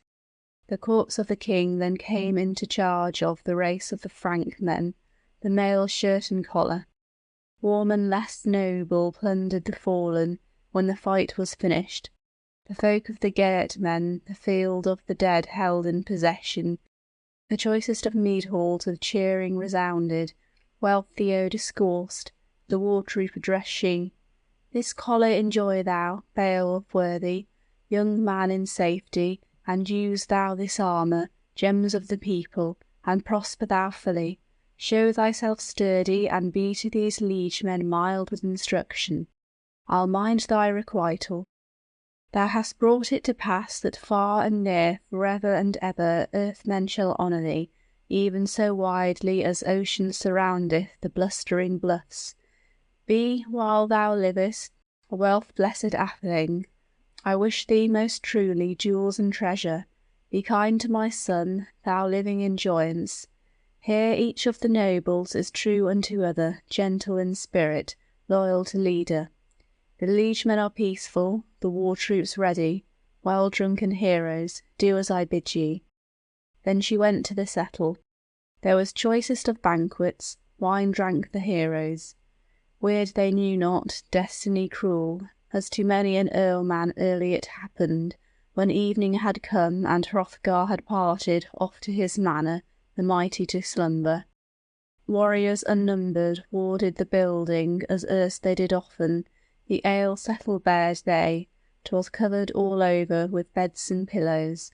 Doomed unto death, down to his slumber bowed then a beer thane. Their battle shields placed they, bright shining targets up by their heads then. O'er the atheling on ale bench 'twas easy to see their battle high helmet, byrnie of ring mail, and mighty war spear. 'Twas the wont of that people to constantly keep them equipped for the battle, at home or marching, in either condition, at seasons just such as necessity ordered as best for their ruler, that people was worthy. Chapter 20. The mother of Grendel. They sank then to slumber. With sorrow one paid for his evening repose.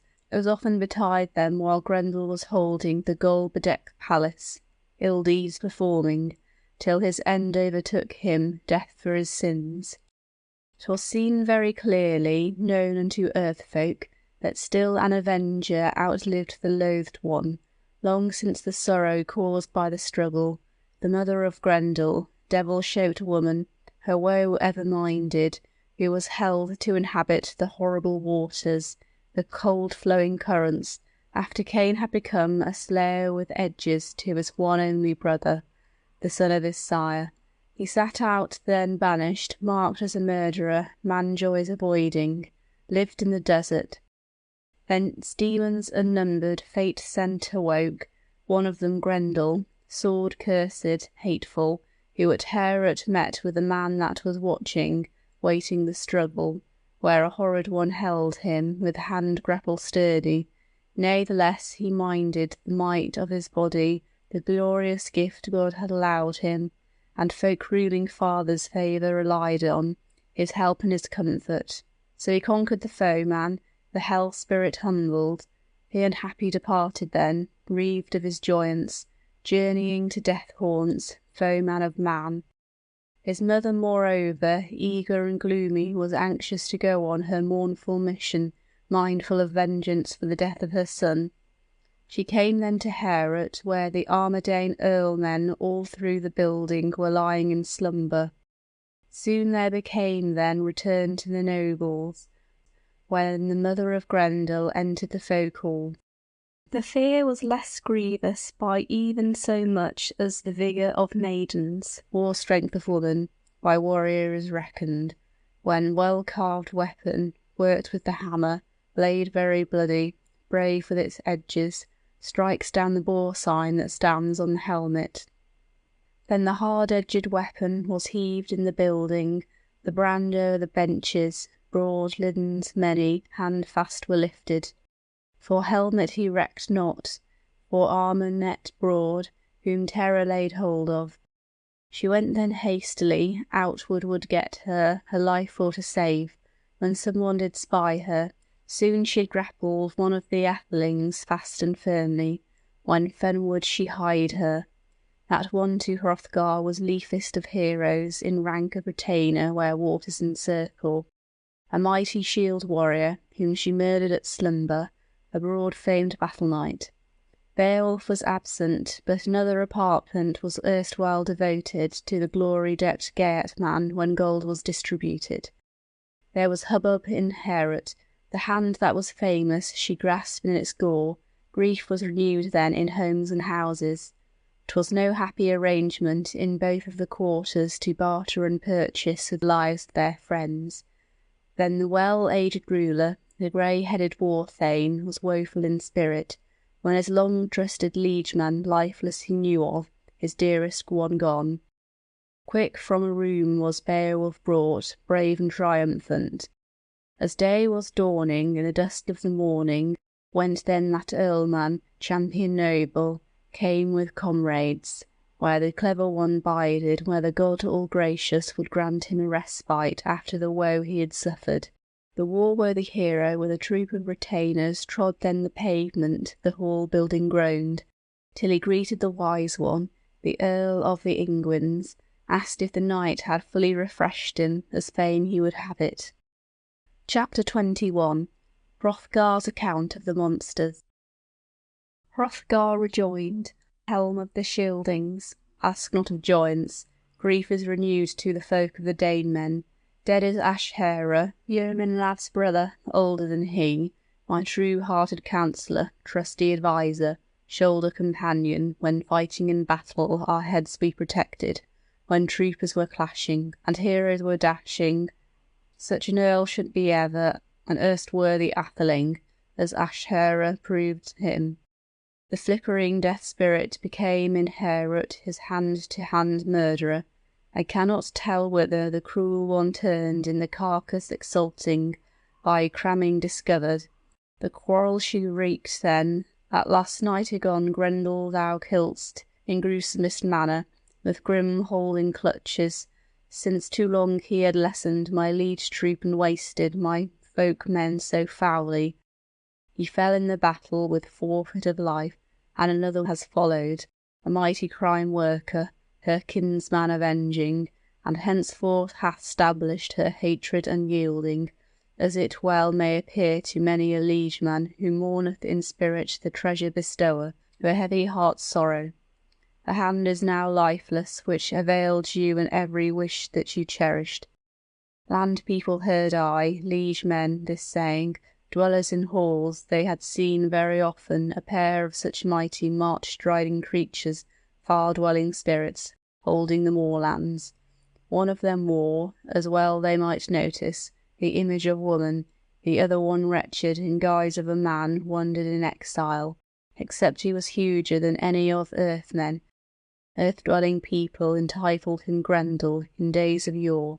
They know not their father, where ill-going spirits any were born him ever before. They guard the wolf-coverts, lands inaccessible, wind-beaten nesses, fearfullest fen-deeps, where a flood from the mountains, neath mists of the nesses netherward rattles, the stream under earth.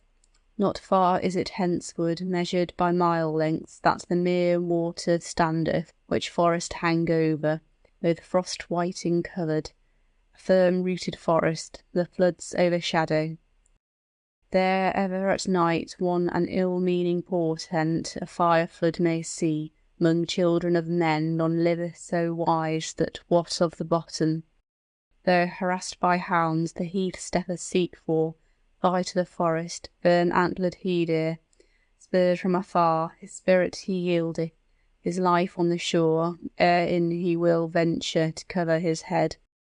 Uncanny the places, hence upward ascendeth the surging of waters, wan to the welkin, when the wind is stirring, the weather's unpleasing, till the air groweth gloomy, and the heavens lower. Now is help to be gotten from thee and thee only, the abode thou know'st not, the dangerous place where thou'rt able to meet with the sin-laden hero. Seek if thou darest.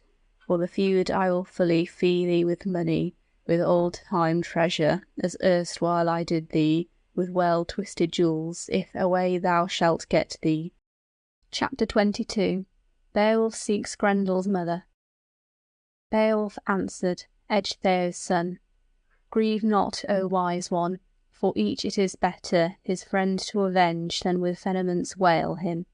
Each of us must the end day abide of his earthly existence, who is able accomplish glory ere death.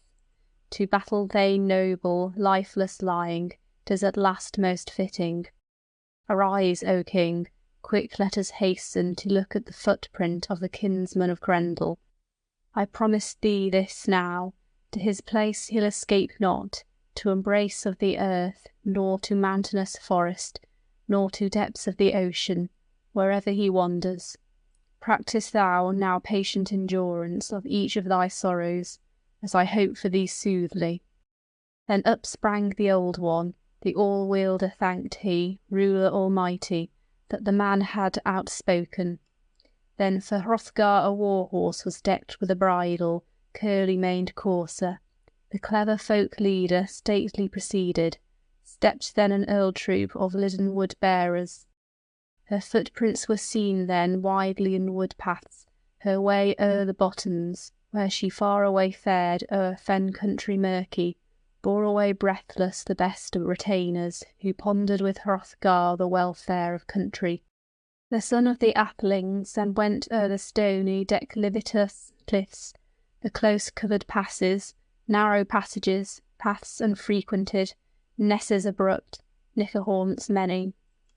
One of a few of wise-mooded heroes, he onward advanced to view the surroundings, till he found unawares woods of the mountain o'er hoar stones hanging, holtwood and joyful.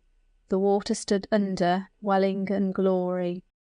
'Twas irksome in spirit to all of the Danemen, friends of the Scyldings, to many a liege man sad to be suffered, a sorrow unlittle to each of the earlmen. When to Ashera's head they came on the cliff, the current was seething with blood and with gore, the troopers gazed on it. The horn anon sang the battle-song ready. The troop were all seated. They saw along the water then many a serpent, mere dragons wondrous trying the waters. Knickers are lying on the cliffs of the nesses, which at noonday full often go on the sea-deeps their sorrowful journey, wild beasts and worm-kind. Away then they hastened, hot-mooded, hateful, they heard the great clamour, the war-trumpet winding. One did the Geat prince sunder from earth joys, with arrow from bowstring, from his sea struggle tore him, that the trusty war missile pierced to his vitals. He proved in the currents less doughty at swimming whom death had off carried. Soon in the waters the wonderful swimmer was straitened most sorely with sword-pointed boar-spears, pressed in the battle and pulled to the cliff-edge. The liegemen then looked on the loath-fashioned stranger. Beowulf donned then his battle equipments, cared little for life, inlaid most ample the hand-woven corslet which could cover his body, must the wave-deeps explore, that war might be powerless to harm the great hero, and the hating one's grasp might not peril his safety. His head was protected by the light-flashing helmet that should mix with the bottoms, trying the eddies, treasure emblazoned, encircled with jewels, as in seasons long past the weaponsmith worked it, wondrously made it, with swine bodies fashioned it, that thenceforward no longer brand might bite it, and battle's sword hurt it. And that was not least of helpers in prowess, that Hrothgar's spokesman had lent him when straitened. And the hilted hand-sword was Hrunthing entitled, old and most excellent among all of the treasures. Its blade was of iron, blotted with poison, hardened with gore. It failed not in battle any hero under heaven in hand who it brandished, who ventured to take the terrible journeys the battlefield sought. Not the earliest occasion that deeds of daring 'twas destined to accomplish. Ecglaf's kinsman minded not soothly, exulting in strength, what erst he had spoken drunken with wine, when the weapon he lent to a sword-hero bolder. Himself did not venture 'neath the strife of the currents his life to endanger, to fame deeds perform. There he forfeited glory, repute for his strength. Not so with the other, when he clad in his corslet had equipped him for battle. Chapter 23. Beowulf's fight with Grendel's mother. Beowulf spake, Ecgtheow's son, recall now, O famous kinsman of Halfdana, prince very prudent, now to part I am ready. Gold friend of earlmen, what erst we agreed on, should I lay down my life in lending thee assistance, when my earth joys were over, thou wouldst evermore serve me instead of a father. My faithful thanemen, my trusty retainers, protect thou and care for, fall I in battle. And, Hrothgar beloved, send unto Higelac the high-valued jewels thou to me hast allotted. The lord of the Geatmen may perceive from the gold, the Hretling may see it, when he looks on the jewels, that a gem-giver found I good over measure, enjoyed him while able. And the ancient heirloom Unfair permit thou, the famed one to have, the heavy sword splendid, the hard-edged weapon. With hunting to aid me, I shall gain me glory, or grim death shall take me. The atheling of Geatmen uttered these words, and heroic did hasten. Not any rejoinder was willing to wait for. The wave-current swallowed the doughty in battle. Then a day's length elapsed ere he was able to see the sea at its bottom. Early she found them who 50 of winters the course of the currents kept in her fury. Grisly and greedy, at the grim one's dominion some one of men from above was exploring. Forth she did grab them, grappled the warrior with horrible clutches.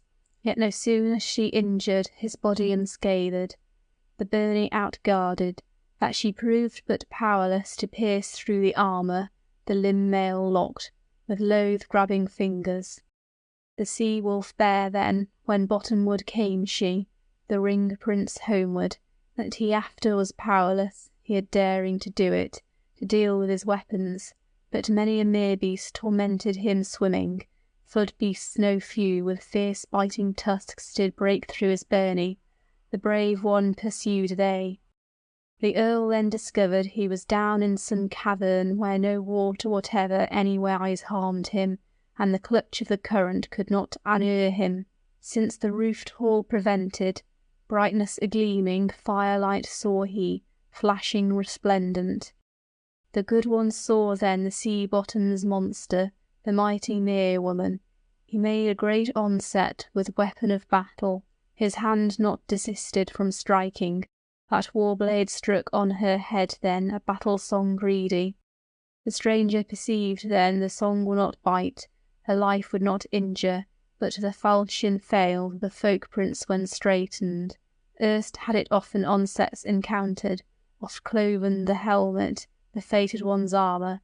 'Twas the first time that ever the excellent jewel had failed of its fame. Firm-mooded after, not heedless of valour, but mindful of glory, was Higelac's kinsman. The hero-chief angry cast then his carved sword covered with jewels, that it lay on the earth, hard and steel-pointed. He hoped in his strength, his hand grapple sturdy, so any must act whenever he thinketh, to gain him in battle glory unending, and is reckless of living. The lord of the war-Geats, he shrank not from battle, seized by the shoulder the mother of Grendel. Then mighty in struggle swung he his enemy, since his anger was kindled, that she fell to the floor. The furious grapple she gave him requital early thereafter, and stretched out to grab him. The strongest of warriors, faint-mooded, stumbled, till he fell in his traces, foot-going champion. Then she sat on the hall guest and wielded her war-knife wide-bladed, flashing, for her son would take vengeance, her one only bairn.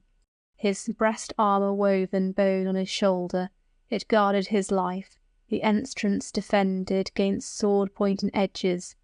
Edged they of sun there had fatally journeyed, champion of Geatmen, in the arms of the ocean, had the armour not given, close-woven corselet, comfort and succour, and had God most holy not awarded the victory, all-knowing Lord. Easily did heaven's ruler most righteous arrange it with justice. Up rose he erect, ready for battle. Chapter 24. Beowulf is double conqueror.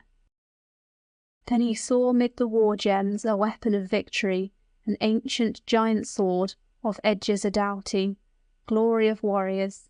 Of weapons 'twas choicest, only 'twas larger than any man else was able to bear to the battle encounter, the good and splendid work of the giants. He grasped then the sword-hilt, knight of the Scyldings, bold and battle-grim, brandished his ring-sword, hopeless of living, hotly he smote her, at the fiend-woman's neck firmly it grappled, broke through her bone-joints, the bill fully pierced her faint cursed body, she fell to the ground then. The hand-sword was bloody, the hero exulted. The brand was brilliant, brightly it glimmered, just as from heaven gem-like shineth the torch of the firmament. He glanced along the building, and turned by the wall then. Higelac's vassal, raging and wrathful, raised his battle-sword, strong by the handle. The edge was not useless to the hero in battle, but he speedily wished to give Grendel requital for the many assaults he had worked on the West Danes not once, but often, when he slew in slumber the subjects of Hrothgar, swallowed down 15 sleeping retainers of the folk of the Danemen, and fully as many carried away a horrible prey. He gave him requital, grim raging champion, when he saw on his rest place weary of conflict Grendel lying, life-joys bereaved. As the battle at Heorot erstwhile had scathed him, his body far bounded, a blow when he suffered, death having seized him, sword smiting heavy, and he cut off his head then. Early this noticed the clever carles, who as comrades of Hrothgar gazed on the sea-deeps, where the surging wave-currents were mightily mingled, the mere flood was gory, of the good one the grey-haired together held converse, the hoary of head, that they hoped not to see again the atheling ever, that exulting in victory he'd return there to visit the distinguished folk-ruler. Then many concluded the mere wolf had killed him. The 9th hour came then, from the nest edge departed the bold-mooded Scyldings. The gold friend of heroes homeward betook him. The strangers sat down then, soul-sick, sorrowful, the sea-waves regarding. They wished and yet weened not their well-loved friend-lord to see any more. The sword-blade began then, the blood having touched it, contracting and shrivelling with battle icicles. 'Twas a wonderful marvel that it melted entirely, likest to ice when the Father unbindeth the bond of the frost and unwindeth the wave-bands. He who wieldeth dominion of times and of tides, a truth firm creator. Nor took he of jewels more in the dwelling, lord of the wedders, though they lay all around him, than the head and the handle handsome with jewels. The brand early melted, burnt was the weapon. So hot was the blood, the strange spirit poisonous, that in it did perish. He early swam off then, who had bided in combat the carnage of haters, went up through the ocean, the eddies were cleansed, the spacious expanses, when the spirit from far land his life put aside and this short-lived existence. The seaman's defender came swimming to land then, doughty of spirit, rejoiced in his sea-gift, the bulky burden which he bore in his keeping. The excellent vassals advanced then to meet him, to God they were grateful, were glad in their chieftain, that to see him safe and sound was granted them. From the high-minded hero then, helmet and byrnie were speedily loosened. The ocean was putrid, the water 'neath welkin weltered with gore. Forth did they fare then, their footsteps retracing, merry and mirthful, measured the earth-way, the highway familiar. Men very daring bare then the head from the sea-cliff, burdening each of the earl-men, excellent valiant. 4 of them had to carry with labour the head of Grendel to the high towering gold hall upstuck on the spear, till 14 most valiant and battle-brave Geatmen came there going straight to the palace. The prince of the people measured the mead-ways, their mood-brave companion. The atheling of earl-men entered the building, deed a valiant man, adorned with distinction, doughty shield warrior, to address King Hrothgar. Then hung by the hair, the head of Grendel was borne to the building, where beer-thanes were drinking, loth before earl-men and eke before the lady. The warriors beheld then a wonderful sight. Chapter 25. Beowulf brings his trophies, Hrothgar's gratitude. Beowulf spake, offspring of Ecgtheow. Lo, we blithely have brought thee, bairn of Halfdane, prince of the Scyldings, these presents from ocean which thine eye looketh on, for an emblem of glory. I came off alive from this, narrowly scaping. In war 'neath the water, the work with great pains I performed, and the fight had been finished quite nearly, had God not defended me. I failed in the battle aught to accomplish, aided by Hrunthing, though that weapon was worthy, but the wielder of earth-folk gave me willingly to see on the wall a heavy old hand-sword hanging in splendour. He guided most often the lorn and the friendless, that I swung as a weapon. The wards of the house then I killed in the conflict, when occasion was given me. Then the battle-sword burned, and the brand that was lifted, as the blood-current sprang, hottest of war-sweats. Seizing the hilt, from my foes I off-bore it. I avenged as I ought to their acts of malignity, the murder of Danemen. I then make thee this promise, thou'lt be able in Herod careless to slumber with thy throng of heroes and the thanes of thy people, every and each, of greater and lesser, and thou needest not fear for them from the self-same direction as thou formerly fearedst, O folk-lord of Scyldings, Ende of for earlmen. To this age-hoary man, then, the grey-haired chieftain, the gold-fashioned sword-hilt, old work of giants, was thereupon given. Since the fall of the fiends, it fell to the keeping of the wielder of Danemen, the wondersmith's labour, and the bad-mooded being abandoned this world then, opponent of God, victim of murder, and also his mother. It went to the keeping of the best of the world-kings, where waters encircle, who the Scot divided in Scylding dominion. Hrothgar discoursed, the hilt he regarded, the ancient heirloom where an old-time contention's beginning was graven. The gurgling currents, the floods slew thereafter the race of the giants. They had proved themselves daring. That people was lost to the Lord everlasting. Through lash of the billows the Father gave them final requital. So in letters of rune on the clasp of the handle gleaming and golden, 'twas graven exactly, set forth and said, whom that sword had been made for, finest of irons, who first it was wrought for, wreathed at its handle and gleaming with serpents. The wise one then said, silent they all were, son of old Halfdane, he may say unrefuted who performs mid the folk-men fairness and truth, the hoary old ruler remembers the past. That better by birth is this bairn of the nobles. Thy fame is extended through far-away countries, good friend Beowulf, o'er all of the races, thou holdest all firmly, hero-like strength with prudence of spirit.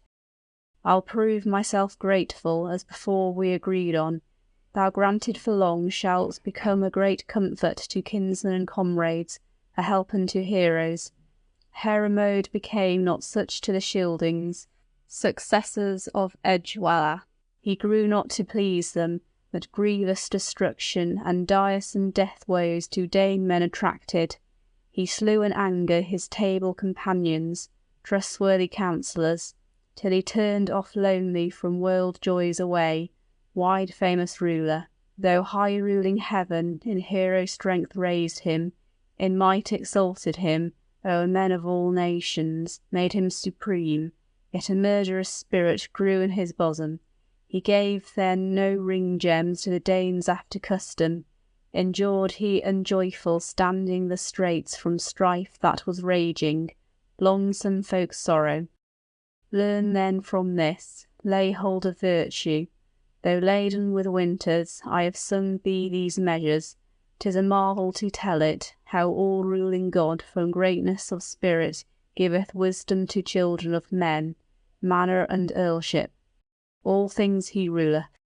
He often permitted the mood thought of man of the illustrious lineage to lean to possessions, allows him earthly delights at his manor, a high bird of heroes to hold in his keeping, maketh portions of earth-folk hear him, and a wide-reaching kingdom, so that, wisdom failing him, he himself is unable to reckon its boundaries.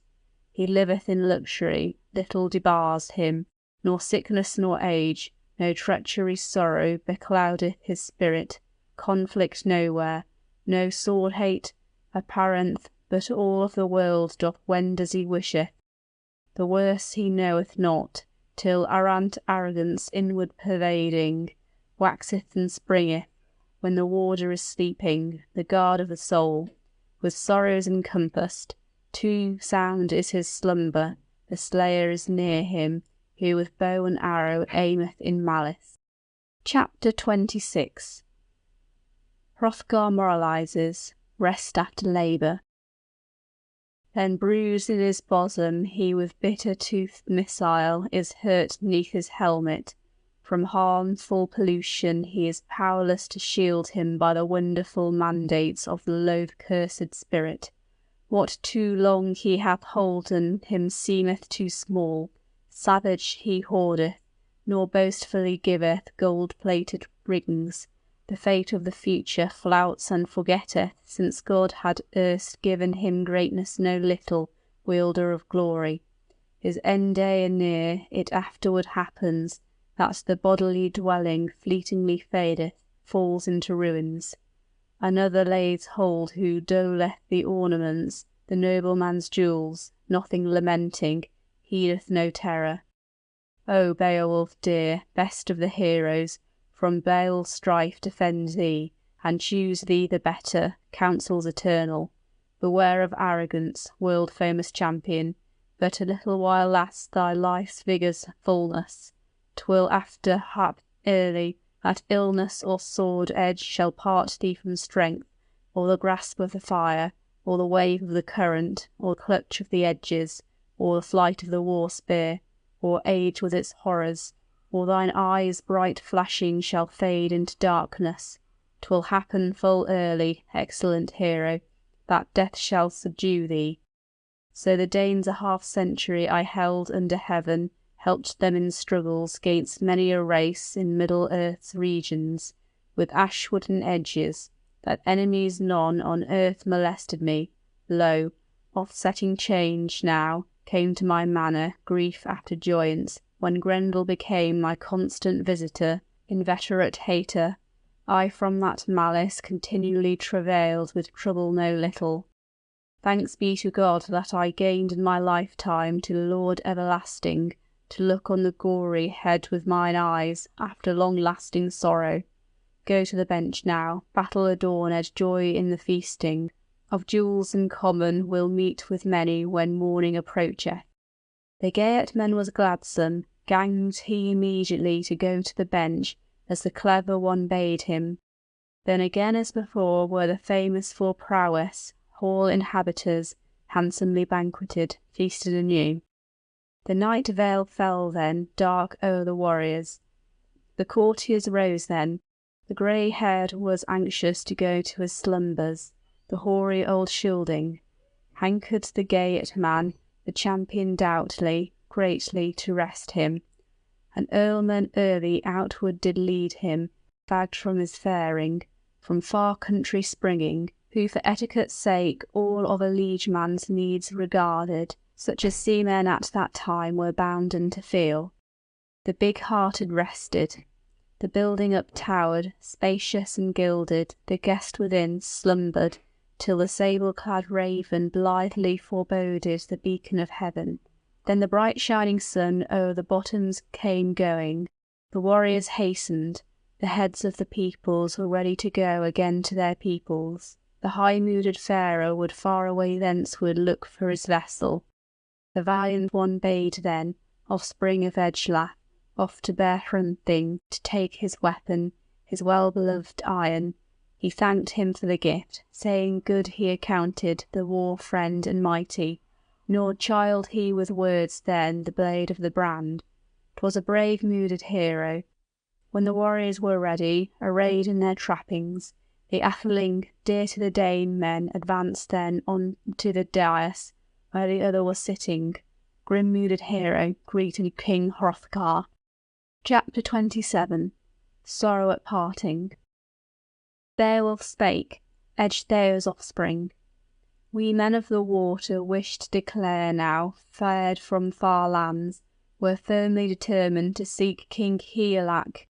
Here we have fitly been welcomed and feasted, as heart would desire it. Good was the greeting. If greater affection I am anywise able ever on earth to gain at thy hands, ruler of heroes, than yet I have done, I shall quickly be ready for combat and conflict. O the course of the waters, learn I that neighbours alarm thee with terror, as haters did whilom. I hither will bring thee for help unto heroes henchmen by thousands. I know as to Higelac, the lord of the Geatmen, though young in years, he'll permit me, by words and by works, ward of the people, fully to furnish thee forces, and bear thee my lance to relieve thee, if liegemen shall fail thee, and help of my hand strength. If Hrethric be treating, bairn of the king, at the court of the Geatmen, he thereat may find him friends in abundance. Far-away countries he were better to seek for who trusts in himself. Hrothgar discoursed then, making rejoinder. These words thou hast uttered, all-knowing God hath given thy spirit. Ne'er heard I an earlman thus early in life more clever in speaking. Thou'rt cautious of spirit, mighty of muscle, in mouth answers prudent. I count on the hope that, happen it ever that missile shall rob thee of Hraethul's descendant, edge horrid battle, and illness or weapon deprive thee of prince, of people's protector, and life thou yet holdest, the sea Geats will never find a more fitting folklore to choose them, gem-ward of heroes, than thou mightiest prove thee, if the kingdom of kinsmen thou carest to govern. Thy mood-spirit likes me the longer the better, Beowulf dear. Thou hast brought it to pass that to both these peoples peace shall be common, to Geat folk and Danemen the strife be suspended, the secret assailing thy suffered in your years, and also that jewels be shared while I govern the wide-stretching kingdom, and that many shall visit others o'er the ocean with excellent gift gems. The ring-adorned bark shall bring o'er the currents presents and love-gifts. This people I know toward foeman and friend firmly established, after ancient etiquette everywise blameless. Then the warden of earlmen gave him still farther, kinsman of Halfdane, a dozen of jewels, bade him safely seek with the presents his well-beloved people, early returning. Then the noble-born king kissed the distinguished, dear-loved liegeman. The Dane prince saluted him, and clasped his neck. Tears from him fell, from the grey-headed man. He two things expected, aged and reverend, but rather the second, that bold in counsel they'd meet thereafter. The man was so dear that he failed to suppress the emotions that moved him, but in mood fetters fastened the long famous hero longeth in secret deep in his spirit for the dear beloved man, though not a blood kinsman. Beowulf thenceward, gold-splendid warrior, walked o'er the meadows, exulting in treasure. The sea-going vessel, riding at anchor, awaited its owner. As they passed on their way then, the present of Hrothgar was frequently referred to, a folk king indeed that every way blameless, till age did debar him the joys of his might, which hath many oft injured. Chapter 28. The Homeward Journey. The Two Queens. Then the band of very valiant retainers came to the current. They were clad all in armour, in link-woven byrnies. The land warder noticed the return of the earlmen, as he erstwhile had seen them. Nowise with insult he greeted the strangers from the naze of the cliff, but rode on to meet them. Said the bright-armoured visitors vesselward travelled, welcome to Weders.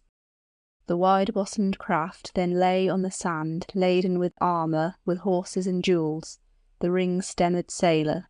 The mast up-towered o'er the treasure of Hrothgar. To the boat ward a gold-bound brand he presented, that he was afterwise honoured on the ale-bench more highly as the heirloom's owner. Set he out on his vessel, to drive on the deep, Dane country left he. Along by the mast then a sea-garment fluttered, a rope-fastened sail. The sea-boat resounded, the wind o'er the waters, the wave floater nowise kept from its journey. The sea-goer travelled, the foamy-necked floated forth o'er the currents, the well-fashioned vessel o'er the waves of the ocean, till they came within sight of the cliffs of the Geatmen, the well-known headlands. The wave-goer hastened, driven by breezes, stood on the shore. Prompt at the ocean, the port-ward was ready, who long in the past outlooked in the distance, at water's edge waiting well-loved heroes. He bound to the bank then the broad-bottomed vessel fast in its fetters, lest the force of the waters should be able to injure the oceanward winsome. Bade he up then take the treasure of princes, plate gold and fretwork. Not far was it thence to go off in search of the giver of jewels. Hraethel's son Higelac at home there remaineth, himself with his comrades close to the sea-coast. The building was splendid, the king heroic, great in his hall. Hygge very young was, fine-mooded, clever, though few were the winters that the daughter of Hareth had dwelt in the borough. But she nowise was cringing nor niggard of presents, of ornaments rare, to the race of the Geatmen. Hraetho nursed anger, excellent folk-queen, hot-burning hatred. No hero whatever among household companions, her husband excepted, dared to adventure to look at the woman with eyes in the daytime, but he knew that death chains hand-wreathed were wrought him. Early thereafter, when the hand-strife was over, edges were ready. That fierce raging sword-point had to force a decision, murder bale show. Such no womanly custom for a lady to practise, though lovely her person, that a weaver of peace, on pretence of anger, a beloved liegeman of life should deprive. Soothly this hindered Hemming's kinsman. Other ale-drinking earlmen asserted that fearful folk's sorrows fewer she wrought them, treacherous doings, since first she was given adorned with gold to the war-hero youthful, for her origin honoured, when Offa's great palace o'er the fallow flood by her father's instructions she sought on her journey, where she afterwards fully, famed for her virtue, her fate on the king's seat enjoyed in her lifetime. Love did she hold with the ruler of heroes, the best, it is told me, of all the earthmen that oceans encompass, of earl-kindreds endless. Hence Offa was famous far and widely, by gifts and by battles, spear-valiant hero. The home of his fathers he governed with wisdom, whence Eomer did issue for help unto heroes. Hemming's kinsman, grandson of Garmund, great in encounters. Chapter 29. Beowulf and Higelac.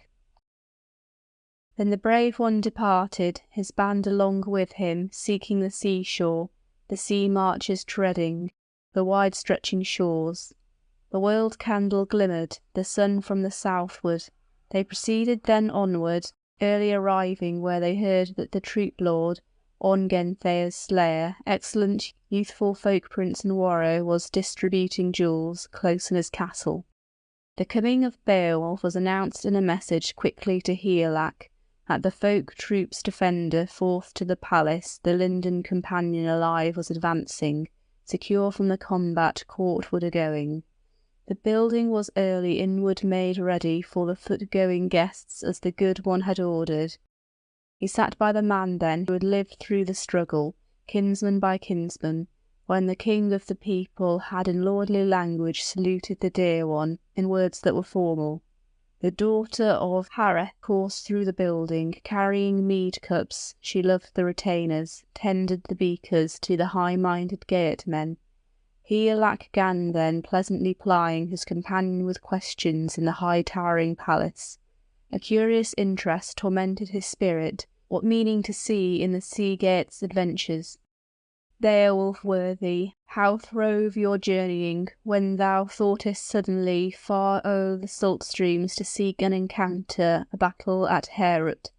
Hast bettered for Hrothgar, the famous folk leader, his far-published sorrows any at all? In agony billows I mused upon torture, distrusted the journey of the beloved liegeman. I long time did pray thee by no means to seek out the murderous spirit, to suffer the South Danes themselves to decide on grappling with Grendel. To God I am thankful to be suffered to see thee safe from thy journey.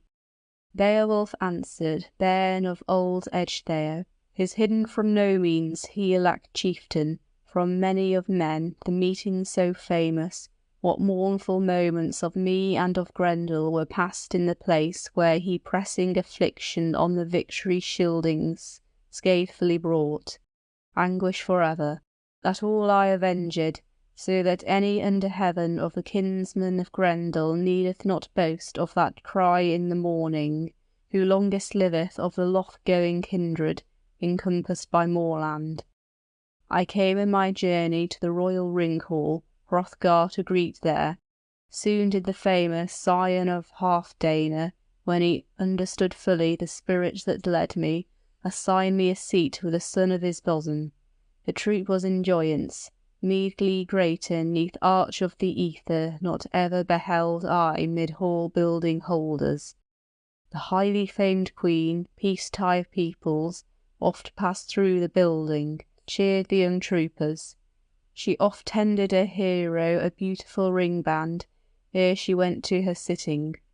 Oft the daughter of Hrothgar in view of the courtiers to the earl at the end the ale-vessel carried, whom free aware I heard then hall-sitter's title. When nail-adorned jewels she gave to the heroes, gold-bedecked youthful, to the glad son of Froda her faith has been plighted. The friend of the shieldings, the guard of the kingdom, hath given his sanction, and counts it advantage for a part of the quarrels, a portion of hatred, to pay with the woman. Somewhere not rarely, when the ruler has fallen, the life-taking lance relaxeth its fury for a brief breathing spell, though the bride be charming. Chapter 30. Beowulf narrates his adventures to Helac. It may well discomfort the prince of the Heathobards and each of the vain men of earls that attend him, when he goes to the building escorting the woman that a noble-born Daneman the night should be feasting. There gleam on his person the leavings of elders hard and ring-bright, Heathobards' treasure, while they wielded their arms till they misled to the battle their own dear lives and beloved companions. He saith at the banquet who the collar beholdeth, an ancient ash warrior who Earlman's destruction clearly recalleth, cruel to his spirit, sadly beginneth sounding the youthful Thane champion spirit through the thoughts of his bosom, war grief to waken, and this world answer speaketh. Art thou able, my friend, to know when thou seest it the brand which thy father bare to the conflict in his latest adventure, neath visor of helmet, the dearly loved iron, where Danemen did slay him, and brave mooded shieldings, on the fall of the heroes, when vengeance was sleeping, the slaughter-place wielded. E'en now some man of the murderer's progeny, exulting in ornaments, enters the building, boasts of his blood-shedding, oft beareth the jewel which thou shouldst wholly hold in possession.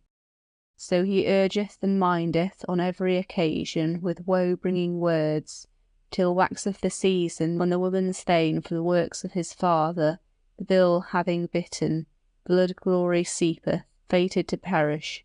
The other one thenceward scapeth alive, the land knoweth thoroughly. Then the oaths of the earlmen on each side are broken, when rancors unresting are raging in Ingeld, and his wife love waxeth less warm after sorrow. So the Heathobards' favour not faithful I reckon, their part in the treaty not true to the Danemen, their friendship not fast. I further shall tell thee more about Grendel, that thou fully mayest hear, ornament giver, what afterward came from the hand-rush of heroes. When heaven's bright jewel o'er earth fields had gilded, the stranger came raging, the horrible night-fiend us for to visit, where wholly unharmed the hall we were guarding. To Honshio happened a hopeless contention, death to the doomed one, dead he fell foremost, girded war champion. To him Grendel became then, to the vassal distinguished, a tooth-weaponed murderer, the well-beloved henchman's body all swallowed. Not the earlier off empty of hand did the bloody-toothed murderer, mindful of evils, wish to escape from the gold-giver's palace, but sturdy of strength he strove to outdo me, hand ready grappled. A glove was suspended, spacious and wondrous, in art fetters fashioned, which was fashioned entirely by touch of the craftsman from the dragon's skin by the devil's devices. He down in its depths would do me unsadly, one among many, deed do raging, though sinless he saw me, not so could it happen when I in my anger upright did stand. 'Tis too long to recount how requital I furnished for every evil to the earlman's destroyer. 'Twas there, my prince, that I proudly distinguished thy land with my labours. He left and retreated, he lived his life a little while longer, yet his right hand guarded his footstep in Heorot, and sad-mooded thence to the sea-bottom fell he, mournful in mind. For the might rush of battle, the friend of the shieldings, with gold that was plated, with ornaments many, much requited me when daylight had dawned, and down to the banquet we had sat us together. There was chanting and joyance. The age-stricken shielding asked many questions, and of old times related. Oft light-rigging harp-strings, joy-telling wood, were touched by the brave one. Now he uttered measures, mourning and truthful. Then the large-hearted land-king a legend of wonder truthfully told us. Now troubled with years, the age-hoary warrior afterward began to mourn for the might that marked him in youth days. His breast within boiled, when burdened with winters much he remembered. From morning till night then we joyed us therein as etiquette suffered, till the second night season came unto earth-folk. Then early thereafter the mother of Grendel was ready for vengeance. Wretched she journeyed. Her son had death ravished, the wrath of the Geatmen. The horrible woman avenged her offspring, and with mighty main-strength murdered a hero. There the spirit of Ashera, aged adviser, was ready to vanish. Nor when morn had lightened were they anywise suffered to consume him with fire, folk of the Danemen, the death-weakened hero, nor the beloved liegeman to lay on the pyre. She the corpse had off carried in the clutch of the foeman, 'neath mountain brook's flood. To Hrothgar 'twas saddest of pains that ever had preyed on the chieftain. By the life of thee the land prince then me besought very sadly, in sea currents eddies, to display my prowess, to reveal my safety, might deeds accomplish. Much did he promise. I found then the famous flood current's cruel, horrible depths warder, and while unto us 2 hand was in common, the currents were seething, with gore that was clotted, and Grendel's fierce mother's head I off carried in the hall at the bottom with huge reaching sword edge. Hardly I wrested my life from her clutches. Not doomed was I then, but the warden of earlmen afterward gave me jewels in quantity, kinsman of Halfdane. Chapter 31. Gift-giving is mutual. So the beloved land prince lived in decorum. I'd missed no rewards, no meeds of my prowess, but he gave me jewels, regarding my wishes, Halfdane his bairn.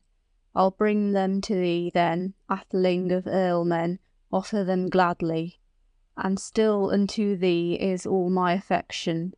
But few of my folk-kin find I surviving but thee, dear Higelac. Bade he in then to carry the boar-image, banner, battle-high helmet, iron-grey armour, the excellent weapon, in song measures said. This suit for the battle Hrothgar presented me, bade me expressly, wise-mooded atheling, therefore to tell thee the whole of its history. Said King Hrothgar owned it, Dane prince for long, yet he wished not to give then the mail to his son, though dearly he loved him. Hereward the hardy, hold all in joyance. I heard that there followed hard on the jewels 2 braces of stallions of striking resemblance, dappled in yellow. He granted him usance of horses and treasures. So a kinsman should bear him, no web of treachery weave for another, nor by cunning craftiness cause the destruction of trusty companion. Most precious to Higelac, the bold one in battle, was the bairn of his sister, and each unto other mindful of favours. I am told that to Hige he proffered the necklace, wonder gem rare, that Welch Theo gave him, the troop leader's daughter, a trio of horses slender and saddle bright. Soon did the jewel embellish her bosom, when the beer feast was over.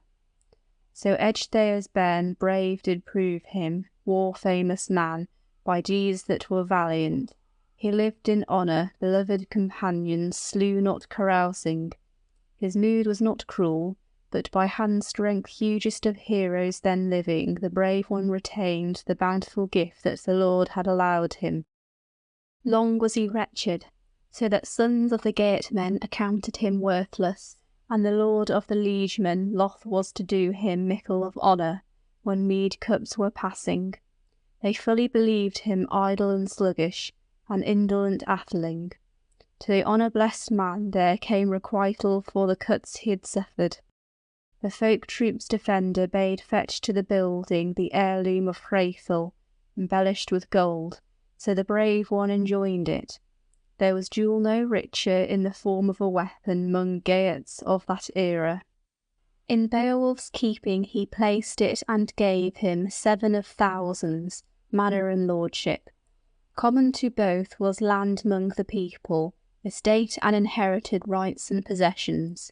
To the second one specially spacious dominions, to the one who was better. It afterward happened, in days that followed, befell the battle-thanes, after Higelac's death, and when Hardred was murdered, with weapons of warfare, 'neath well-covered targets, when valiant battle-men in victor bands sought him, war-shifling heroes harassed the nephew of Heric in battle. To Beowulf's keeping, turned there in time extensive dominions.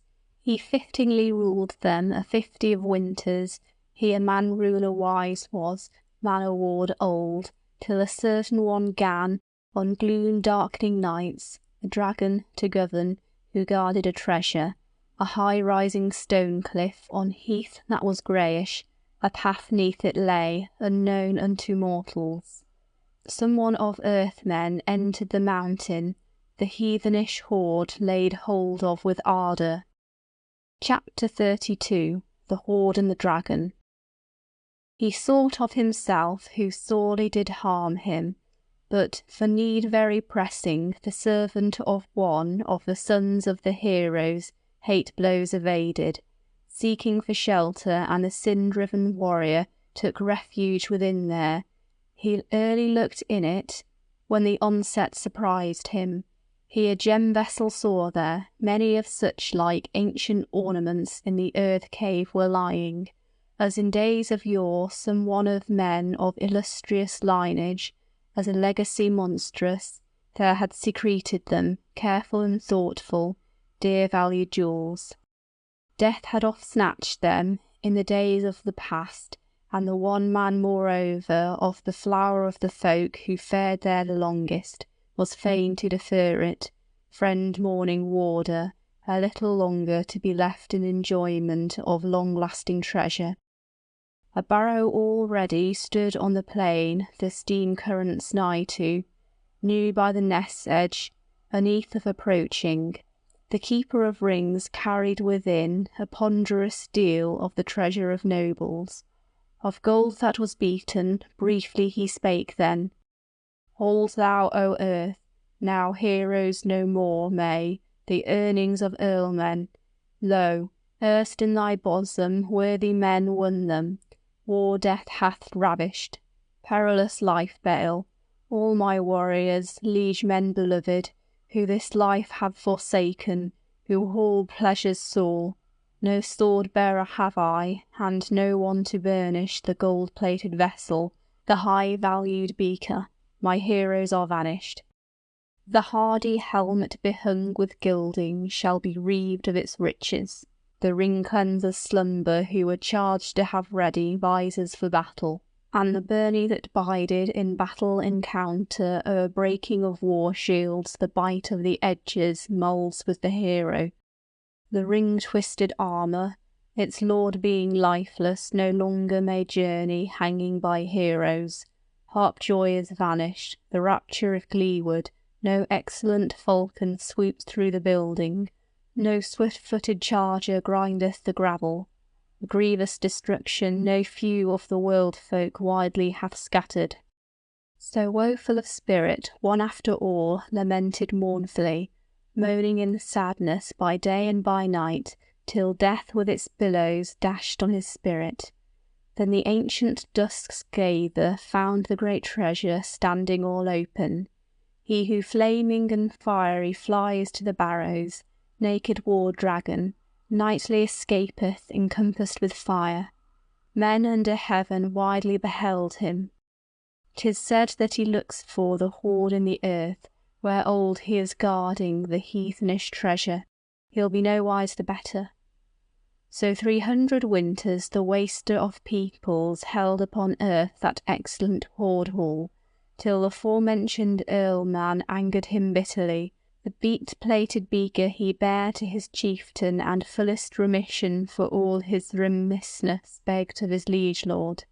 Then the hoard was discovered, the treasure was taken, his petition was granted, the lorn-mooded liegeman. His lord regarded the old work of earth-folk. 'Twas the earliest occasion. When the dragon awoke, the strife was renewed there. He snuffed long the stone then, stout-hearted found he the footprint of foeman. Too far had he gone with cunning craftiness close to the head of the fire-spewing dragon. So undoomed he may escape from anguish and exile with ease who possesseth the favour of heaven. The hoard-warden eagerly searched o'er the ground then, would meet with the person that caused him sorrow while in slumber reclining. Gleaming and wild he oft went round the cavern, all of it outward. Not any of earth-men was seen in that desert. Yet he joyed in the battle, rejoiced in the conflict. Oft he turned to the barrow, sought for the gem-cup. This he soon perceived then, that some man or other had discovered the gold, the famous folk treasure. Not fain did the hoard-ward wait until evening. Then the ward of the barrow was angry in spirit. The loathed one wished to pay for the dear-valued drink-cup with fire. Then the day was done as the dragon would have it. He no longer would wait on the wall, but departed fire-impelled, flaming. Fearful the start was to earls in the land, as it early thereafter to their giver of gold was grievously ended. Chapter 33. Brave though aged, Reminiscences. The stranger began then to vomit forth fire, to burn the great manor. The blaze then glimmered for anguish to earlmen.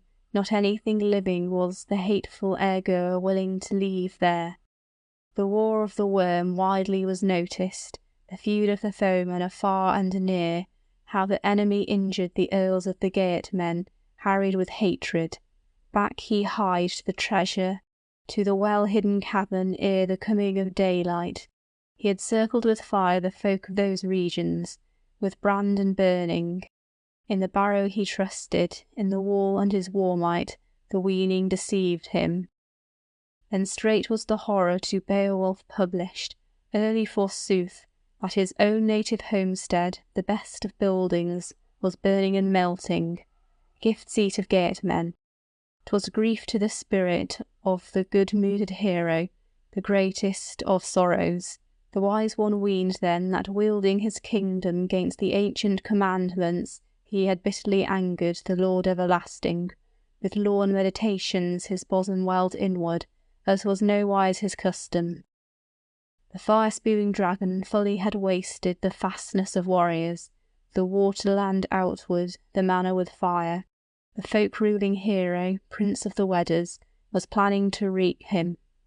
The war-men's defender bade them to make him earl-men's atheling, an excellent war-shield, wholly of iron. Fully he knew then that wood from the forest was helpless to aid him, shield against fire. The long-worthy ruler must live the last of his limited earth-days, of life in the world and the worm along with him, though he long had been holding hoard wealth and plenty. Then the ring-prince disdained to seek for the war-band, with army extensive, the air-going ranger. He felt no fear of the foeman's assaults, and he counted for little the might of the dragon, his power and prowess. For previously dared he a heap of hostility, hazarded dangers, war-stain, when Hrothgar's palace he cleansed, conquering combatant, clutched in the battle the kinsmen of Grendel, of kindred detested. 'Twas of hand-fights not least where Higelac was slaughtered, when the king of the Geatmen with clashings of battle, friend lord of folks in Frisian dominions, offspring of Hrethel perished through sword drink, with battle swords beaten. Thence Beowulf came then, on self-help relying, swam through the waters. He bare on his arm, lone going, 30 outfits of armour, when the ocean he mounted. The Hetwars by no means had need to be boastful of their fighting afoot, who forward to meet him carried their war-shields. Not many returned from the brave-mooded battle-night back to their homesteads. Ecgtheow's bairn o'er the bight courses swam then, lone goer-lorn to his land-folk returning, where hid to him tendered treasure and kingdom, rings and dominion. Her son she not trusted, to be able to keep the kingdom devised him gainst alien races, on the death of King Higelac. Yet the sad ones succeeded not in persuading the atheling in any way ever to act as a suzerain to Hardred, or promise to govern the kingdom. Yet with friendly counsel in the folk he sustained him, gracious with honour, till he grew to be older, wielded the Weders. Wide-fleeting outlaws, Ochther's sons, sought him o'er the waters. They had stirred a revolt gainst the helm of the Sheaflings, the best of the sea-kings, who in Swedish dominions distributed treasure, distinguished folk leader. 'Twas the end of his earth days, injury fatal by swing of the sword he received as a greeting, offspring of Higelac, Ongentheow's bairn, later departed to visit his homestead. When Hardred was dead, let Beowulf rule them, govern the Geatmen, good was that folk king. Chapter 34. Beowulf seeks the dragon. Beowulf's reminiscences. He planned requital for the folk leader's ruin in days thereafter, to Eadgils the wretched becoming an enemy. Ochther's son then went with a war troop o'er the wide-stretching currents with warriors and weapons.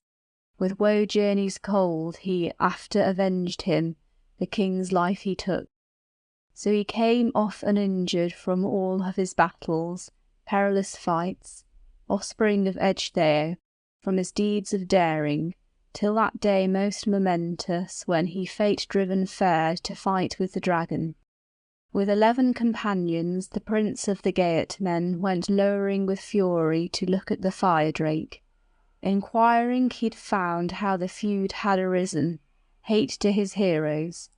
The highly famed gem vessel was brought to his keeping through the hand of the informer, that in the throng was 13th of heroes, that caused the beginning of conflict so bitter, captive and wretched, must sad-mooded thenceward point out the place. He passed then unwillingly to the spot where he knew of the notable cavern, the cave under earth, not far from the ocean. The anger of eddies, which inward was full of jewels and wires. A warder uncanny, warrior-weaponed, warded the treasure. Old under earth, no easy possession for any of earth-folk access to get to. Then the battle-brave atheling sat on the nave's edge, while the gold friend of Geatmen gracious saluted his fireside companions. Woe was his spirit, death-boding, wavering, weird very near him, who must seize the old hero, his sole treasure look for, dragging aloof his life from his body. Not flesh hidden long was the folk leader's spirit.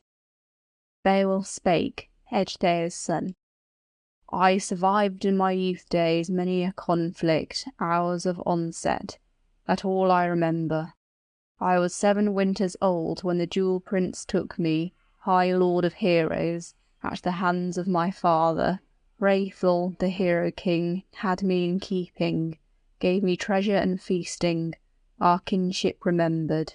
Not ever was I any less dear to him knight in the boroughs than the bairns of his household, Herebald and Hathkin, and he alack mine. To the eldest unjustly by acts of a kinsman was murder bed strewn, since him Hathkin from horn bow his sheltering chieftain shot with an arrow, erred in his aim and injured his kinsman, one brother the other, with blood-sprinkled spear. 'Twas a feeless fight, finished in malice, sad to his spirit.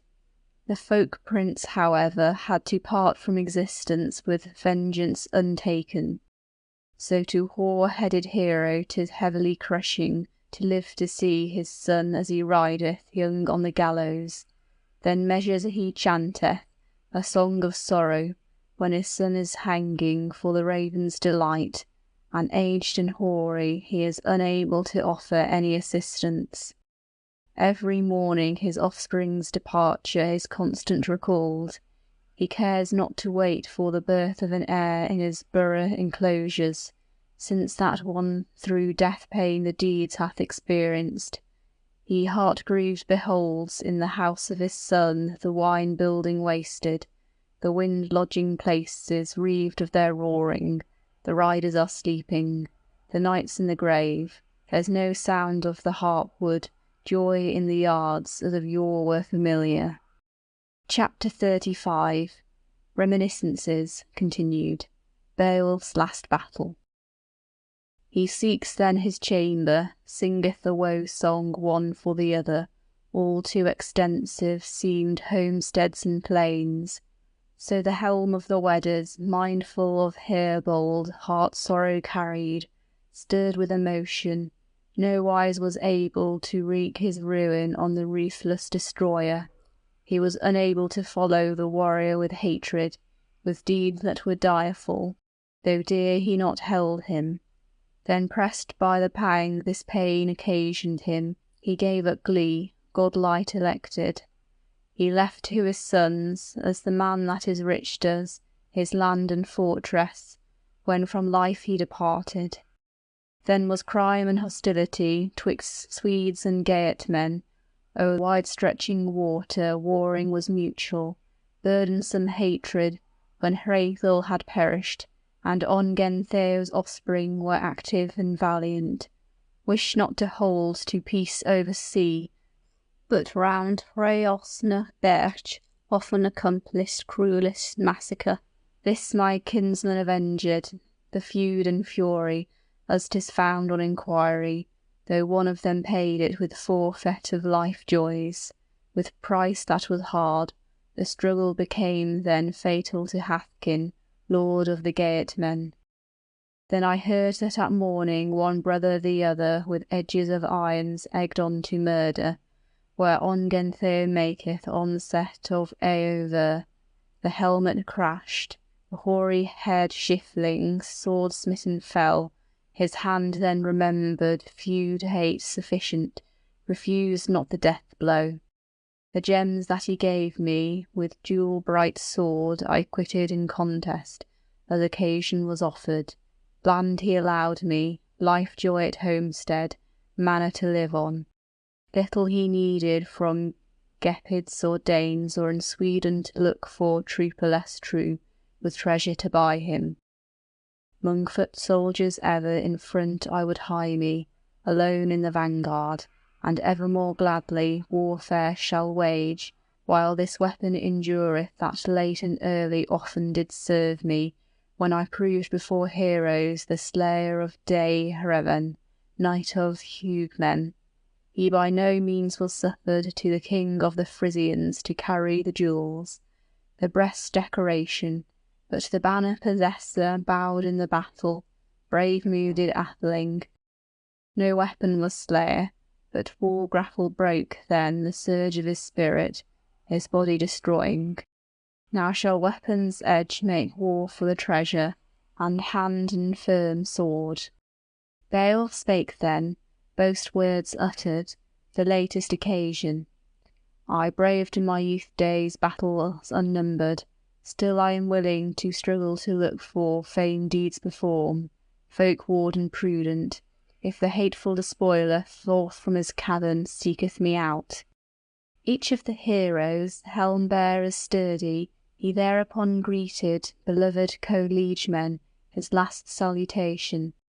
No brand would I bear, no blade for the dragon, wist I away my word boast accomplish, else with a monster, as with Grendel I did it. But fire in the battle hot I expect there, furious flame burning. So I fixed on my body target and war-mail. The ward of the barrow I'll not flee from a foot length, the foeman uncanny. At the wall 'twill befall us as fate decreeth, each one's creator. I am eager in spirit with the winged war-hero to away with all boasting. Bide on the barrow with Byrnies protected, earls in armour, which of us two may better bear his disaster when the battle is over. 'Tis no matter of yours, and man cannot do it, but me and me only, to measure his strength with the monster of malice, might deeds to accomplish. I with prowess shall gain the gold, or the battle, direful death way will drag off your ruler. The mighty champion rose by his shield then, brave under helmet, in battle mail went he, 'neath steep rising stone cliffs, the strength he relied on of one man alone, no work for a coward. Then he saw by the wall who a great many battles had lived through, most worthy, when foot troops collided, stoned archers standing, stout-hearted champion, saw a brook from the barrow bubbling out thenceward. The flood of the fountain was fuming with war flame, not nigh to the hoard, for season the briefest could he brave, without burning, the abyss that was yawning, the drake was so fiery. The prince of the Weders caused then that words came from his bosom, so fierce was his fury, the firm-hearted shouted, his battle-clear voice came in resounding, 'neath the grey-coloured stone. Stirred was his hatred, the hoard war distinguished the speech of a man. Time was no longer to look out for friendship. The breath of the monster issued forth first, vapoury war-sweat, out of the stone cave. The earth re-echoed. The earl 'neath the barrow lifted his shield, lord of the Geatmen, toward the terrible stranger. The ring-twisted creature's heart was then ready to seek for a struggle. The excellent battle-king first brandished his weapon, the ancient heirloom, of edges unblunted, to the death-planners twain was terror from other. The lord of the troopers intrepidly stood then 'gainst his high-rising shield, when the dragon coiled him quickly together, in corslet he bided.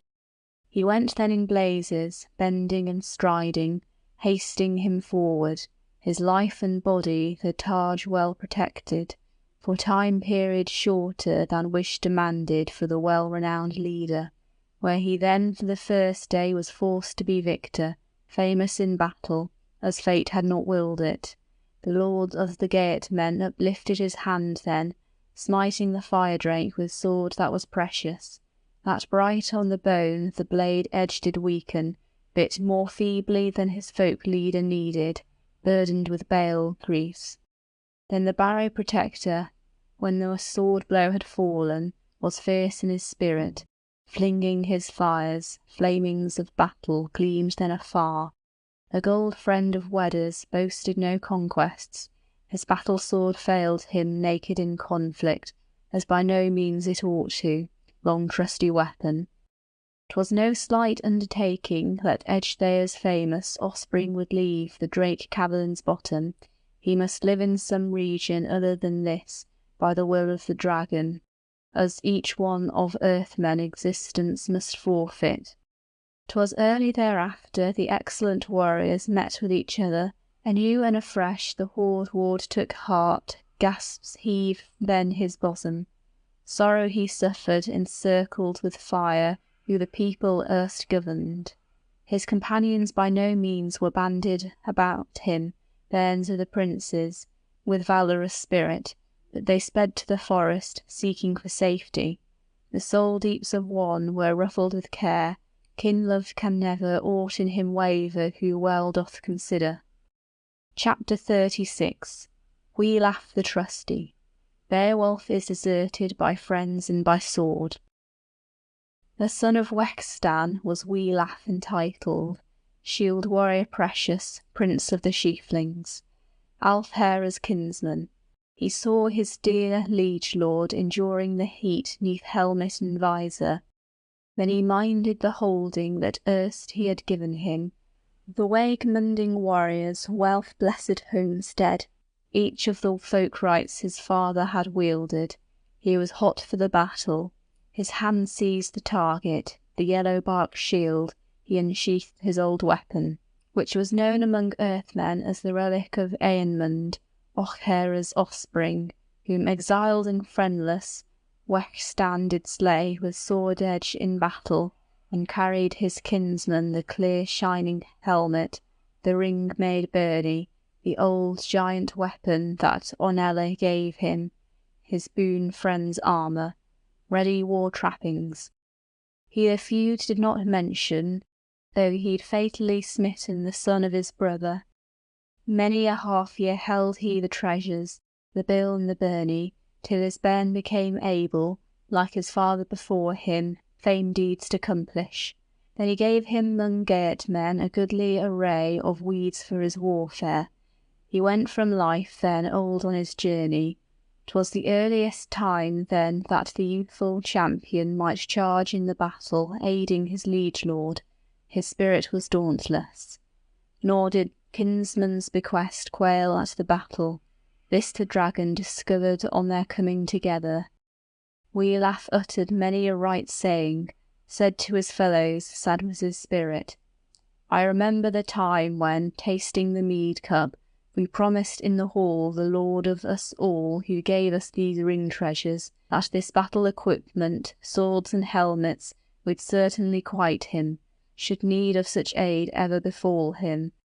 In the war band he chose us for this journey spontaneously, stirred us to glory, and gave me these jewels, since he held and esteemed us trustworthy spearmen, hardy helm-bearers, though his hero achievement our Lord intended alone to accomplish, ward of his people, for most of achievements, doings audacious, he did among earth-folk. The day is now come when the ruler of earth-men needeth the vigour of valiant heroes. Let us wend us towards him, the war-prince to succour, while the heat yet rageth, horrible fire-fight. God wot in me, 'tis mickle the liefer the blaze should embrace my body and eat it with my treasure bestower. Meseemeth not proper to bear our battle-shields back to our country, lest first we are able to fell and destroy the long-hating foeman, to defend the life of the prince of the Weders. Well do I know 'tisn't earned by his exploits, he only of Geatmen sorrow should suffer, sink in the battle. Brand and helmet to us both shall be common, shield cover burnie. Through the veil smoke he stalked then, went under helmet to the help of his chieftain, briefly discoursing, Beowulf dear, perform thou all fully, as thou formerly saidst in thy youthful years, that while yet thou liv'st thou wouldst let thine honour not ever be lessened. Thy life thou shalt save, mighty in actions, atheling undaunted, with all of thy vigour. I'll give thee assistance. The dragon came raging, wild-mooded stranger, when these words had been uttered. 'Twas the second occasion, seeking his enemies, men that were hated, with hot gleaming fire-waves. With blaze billows burned the board to its edges. The fight armour failed then to furnish assistance to the youthful spear hero, but the young aged stripling quickly advanced 'neath his kinsman's war target, since his own had been ground in the grip of the fire. Then the warrior king was careful of glory. He soundly smote with sword for the battle, that it stood in the head by hatred driven. Nailing was shivered. The old and iron-made brand of Beowulf in battle deceived him. 'Twas denied him that edges of irons were able to help in the battle. The hand was too mighty, which every weapon, as I heard on inquiry, outstruck in its stroke, when to struggle he carried the wonderful war-sword, it waxed him no better. Then the people the spoiler, third of his onsets, fierce raging fire-drake, of feud hate was mindful, charged on the strong one, when chance was afforded, heated with war-grin, seized on his neck with teeth that were bitter, he bloody did wax with soul-gore seething, sword-blood in waves boiled. Chapter 37. The Fatal Struggle. Beowulf's Last Moments. Then I heard that at need of the king of the people the upstanding earlmen exhibited prowess, vigour and courage, as suited his nature. He his head did not guard, but the high-minded liegeman's hand was consumed, when he succoured his kinsman.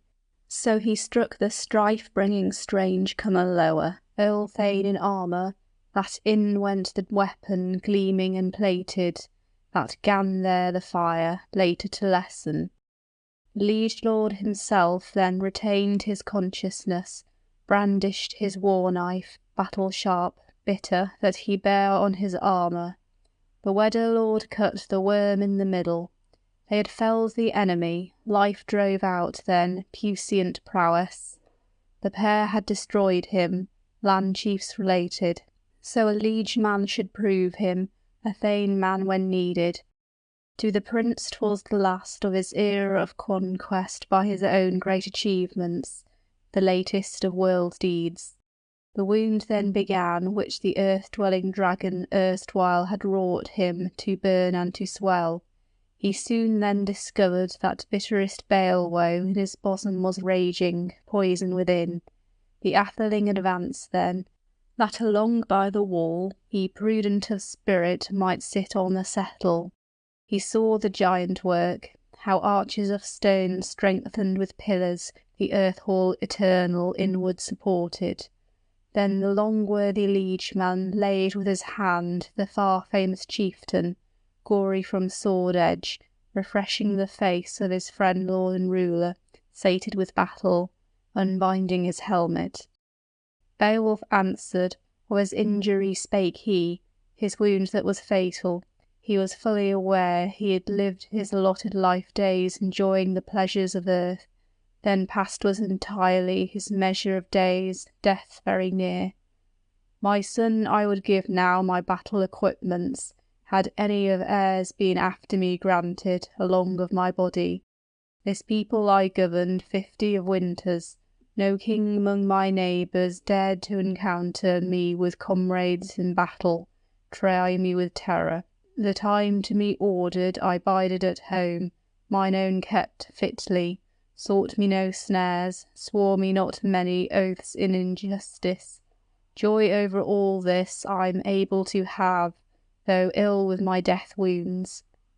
Hence the ruler of earthmen need not charge me with the killing of kinsmen, when cometh my life out forth from my body. Fare thou with haste now to behold the hoard neath the hoard greyish stone, well-loved Beowulf. Now the worm is a-lying, sore wounded sleepeth, deceived of his treasure. Go thou in haste, that treasures of old I, gold wealth may gaze on, together see lying the ether bright jewels, be easier able, having the heap of hoard gems, to yield my life and the land folk whom long I have governed. Chapter 38. Beowulf plunders the dragon's den. Beowulf's death. Then heard I that Winstan's son very quickly, these words being uttered, heeded his liege lord wounded and war-sick, went in his armour, his well-woven ring-mail, neath the roof of the barrow. Then the trusty retainer treasure gems many victorious saw, when the seat he came near to, gold treasure sparkling spread on the bottom, wonder on the wall, and the worm creature's cavern, the ancient dawn-flyers, vessels a-standing, cups of the ancients of cleansers bereaved, robbed of their ornaments. There were helmets in numbers, old and rust-eaten, arm-bracelets many, artfully woven. Wealth can easily, gold on the sea-bottom, turn into vanity each one of earthmen, arm him who pleaseth. And he saw there lying an all-golden banner high o'er the hoard, of hand wonders greatest, linked with lancets, a light from it sparkled, that the floor of the cavern he was able to look on to examine the jewels. Sight of the dragon not any was offered, but edge off carried him. Then I heard that the hero the hoard treasure plundered, the giant work ancient reeved in the cavern, bare on his bosom the beakers and platters, as himself would fain have it, and took off the standard, the brightest of beacons.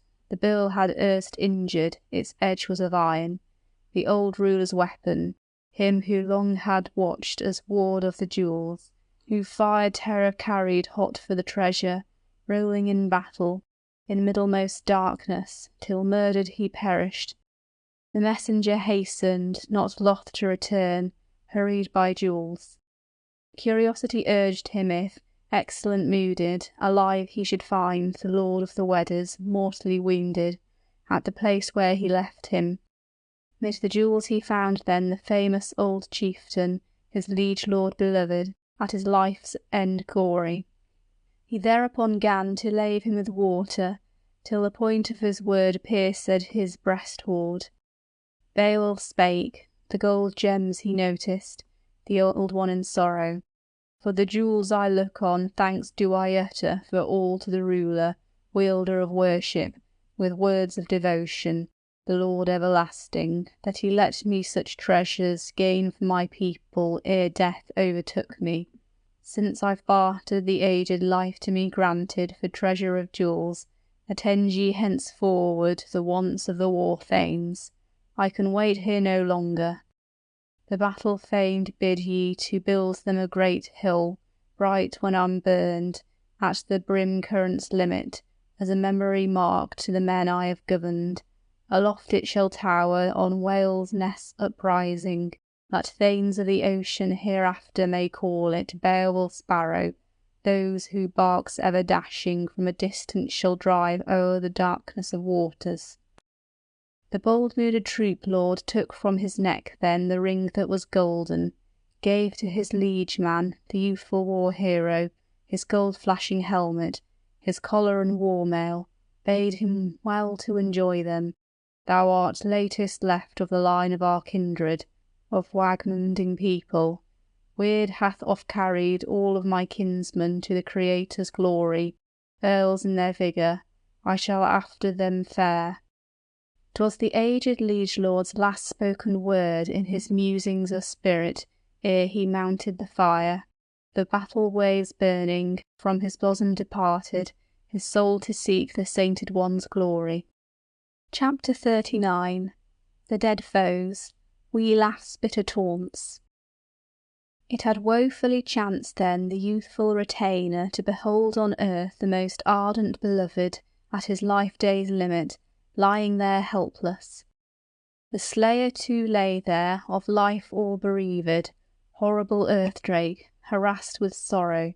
The round-twisted monster was permitted no longer to govern the ring-cords, but edges of war-swords mightily seized him, battle-sharp, sturdy leavings of hammers, that still from his wounds the flyer from Farland fell to the earth hard by his hoard-house. Hoped he at midnight not ere through the air, nor exulting in jewels suffered them to see him, but he sank then to earthward through the hero-chief's handwork. I heard sure it throve then but few in the land of liege men of valour, though of every achievement bold he had proved him, to run 'gainst the breath of the venomous scather, or in the hall of the treasure to trouble with hand-blows, if he watching had found the ward of the hoard hall on the barrow abiding. Beowulf's part of the treasure of jewels was paid for with death. Each of the twain had attained to the end of life so unlasting. Not long was the time till the tardy at battle returned from the thicket, the timid truce-breakers 10 altogether, who durst not before play with the lances in the prince of the people's pressing emergency, but blushing with shame, with shields they betook them, with arms and armour where the old one was lying, they gazed upon Beowulf. He was sitting exhausted, foot-going fighter, not far from the shoulders of the lord of the people, would rouse him with water.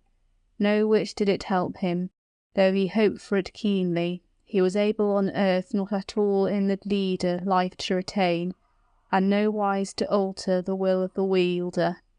The world ruler's power would govern the actions of each one of heroes, as yet he is doing. From the young one forthwith, then, could grim-worded greeting be got for him quickly, whose courage had failed him. Beowulf discoursed then. Stan his son, sad-mooded hero, looked on the hated. He whose soothness will utter can say that the liege lord who gave you the jewels, the ornament armour wherein ye are standing, when on ale bench often he offered to all men helmet and byrnie, the prince to his liegemen, as best upon earth he was able to find him, that he wildly wasted his war gear undoubtedly when battle o'ertook him. The troop king no need had to glorying comrades, yet God permitted him victory wielder, with weapon unaided himself to avenge, when vigour was needed. I live protection but little was able to give him in battle, and I gan notwithstanding helping my kinsman, my strength overtaxing. He waxed the weaker when with wetter I smote on my mortal opponent, a fire less strongly flamed from his bosom. Too few of protectors came round the king at the critical moment. Now must ornament taking and weapon bestowing, home joyance all, cease for your kindred, food for the people. Each of your warriors must needs be bereaved of rights that he holdeth in landed possessions, when far-away nobles shall learn of your leaving your lord so basely, the dastardly deed.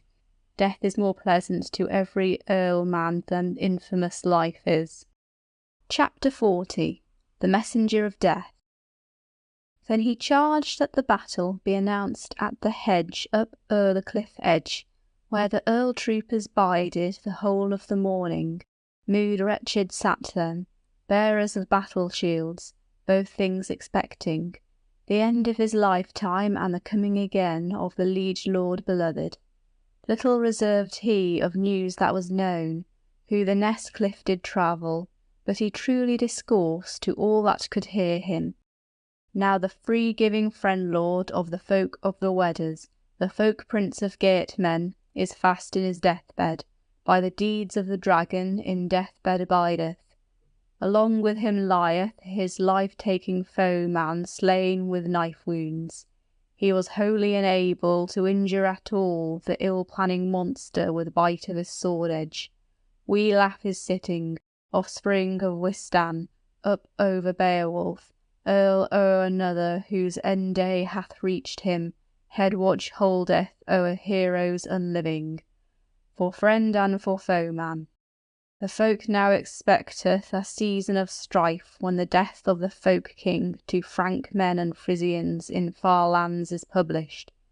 The war hatred waxed warm gainst the Hugh men, when Higelac came with an army of vessels faring to Friesland, where the Frank men in battle humbled him and bravely overmight accomplished that the mail-clad warrior must sink in the battle, fell mid his folk troop. No fret gems presented to the atheling to earlmen. I was denied us Merewing's mercy.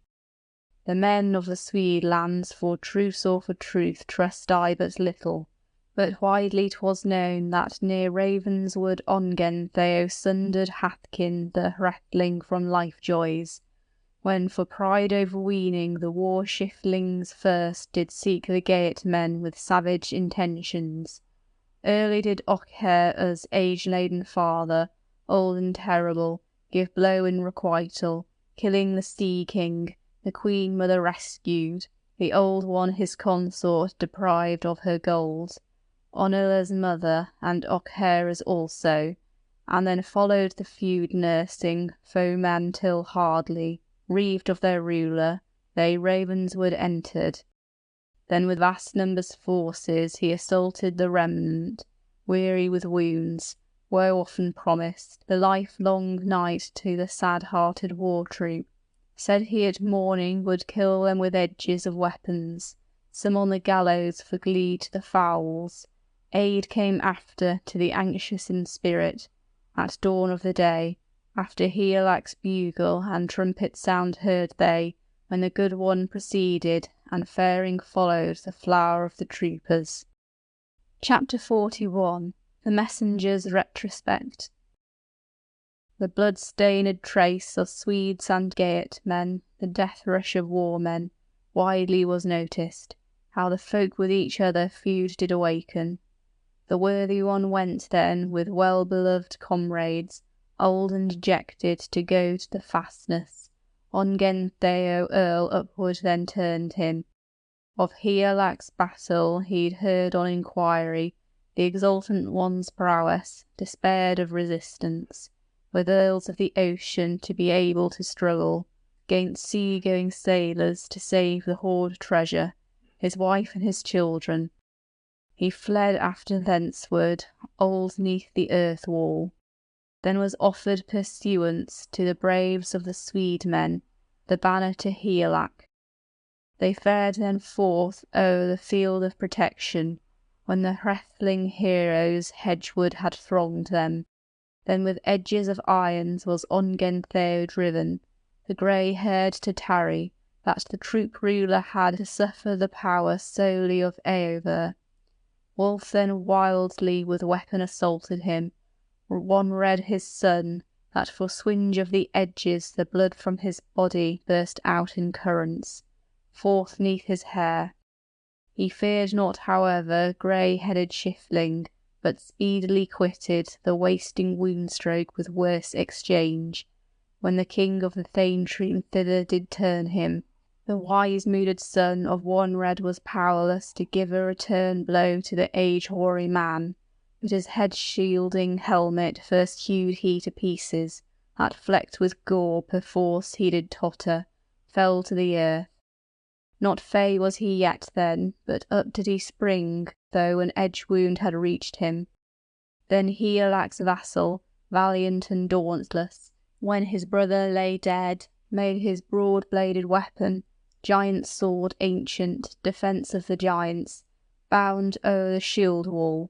The folk-prince succumbed then, shepherd of people, was pierced to the vitals. There were many attendants who bound up his kinsman, carried him quickly when occasion was granted that the place of the slain they were suffered to manage.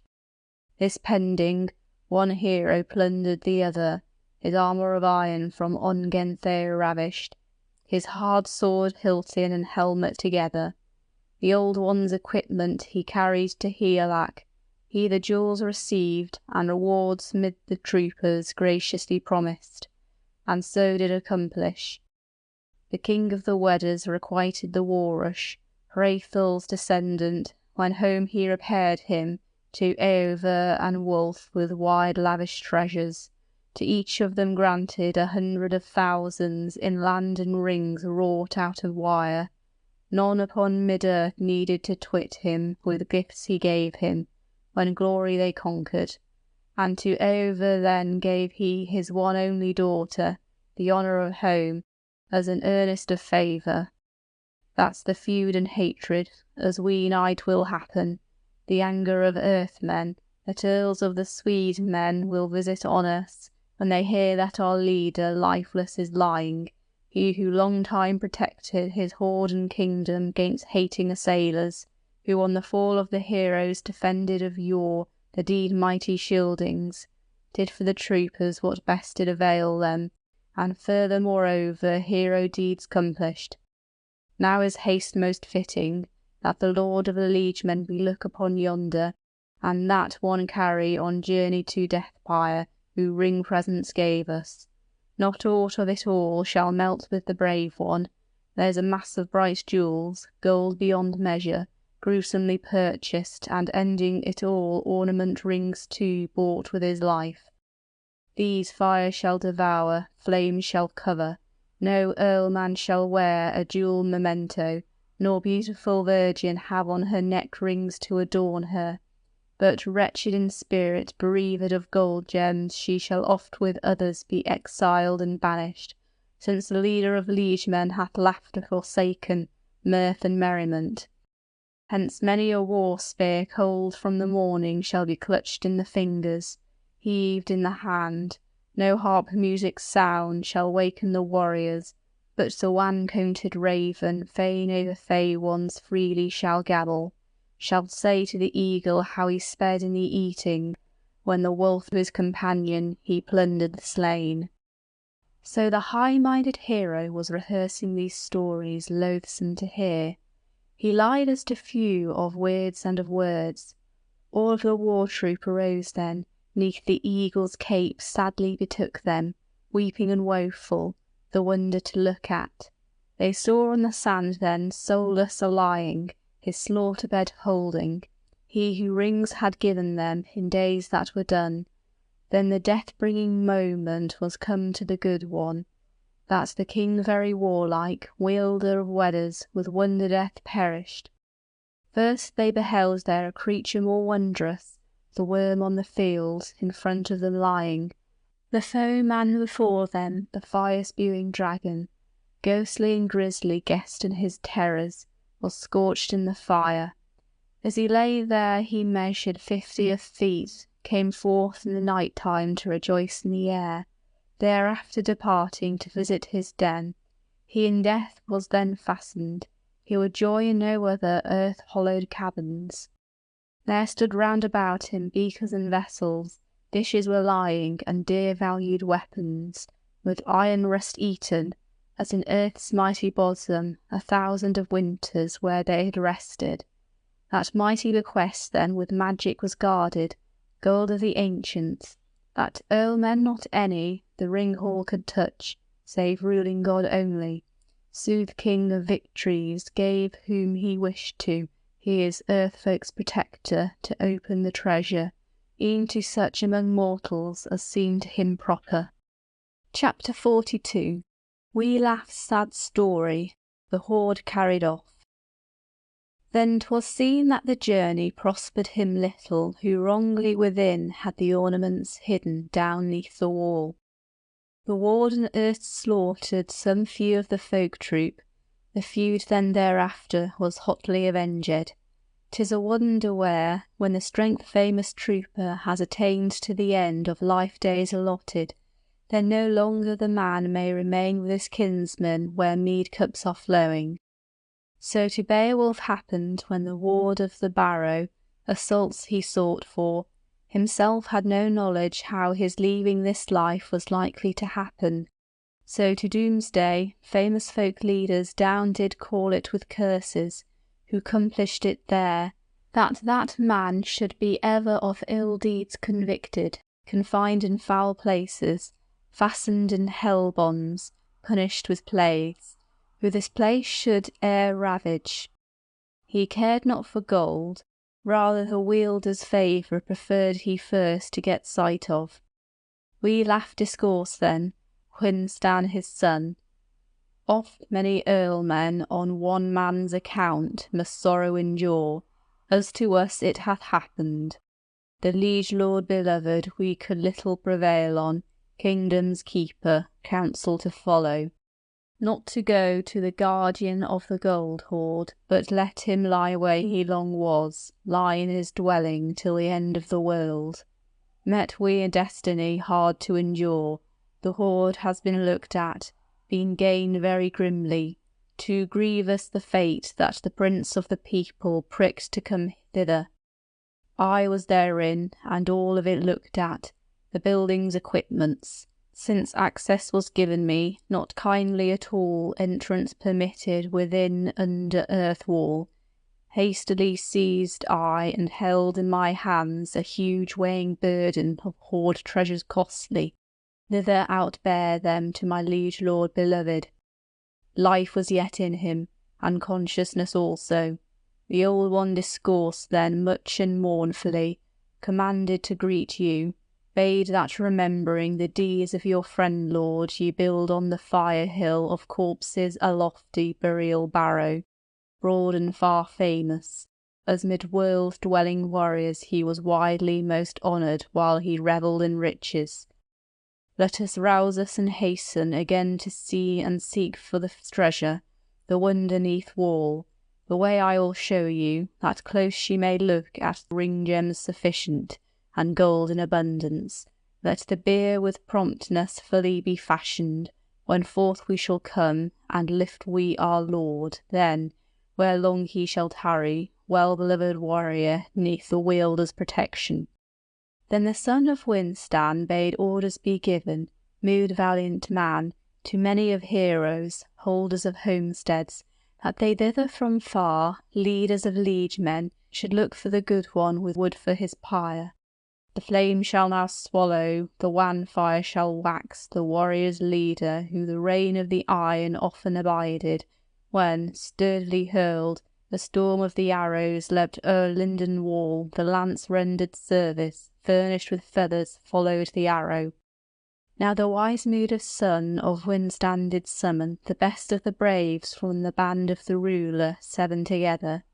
'Neath the enemy's roof he went with the 7, one of the heroes who fared at the front, a fire-blazing torchlight bare in his hand.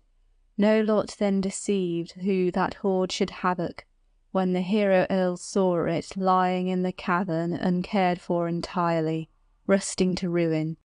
They rued then but little that they hastily hence hauled out the treasure, the dear-valued jewels.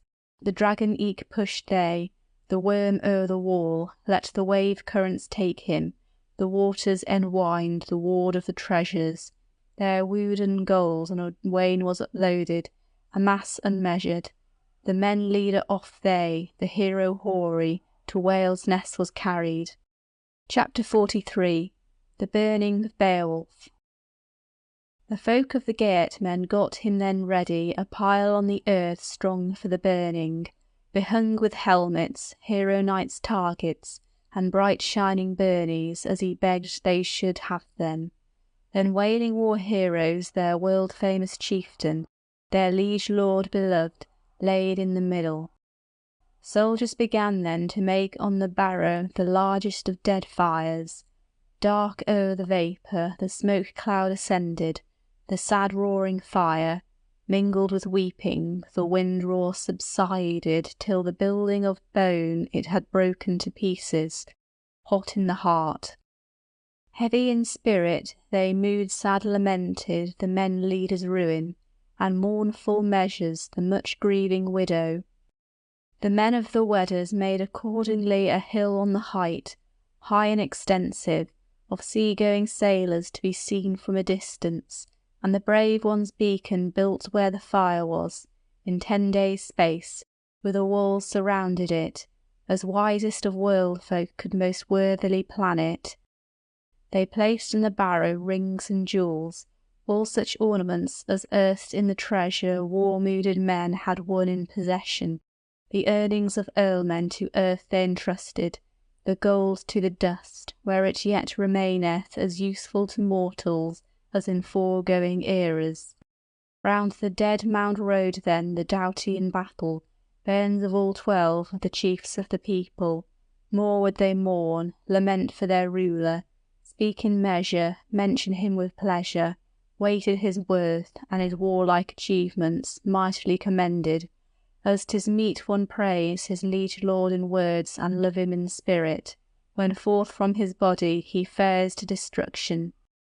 So lamented mourning the men of the Geats, fond loving vassals, the fall of their lord, said he was kindest of kings under heaven, gentlest of men, most winning of manner, friendliest to folk troops, and fondest of honour.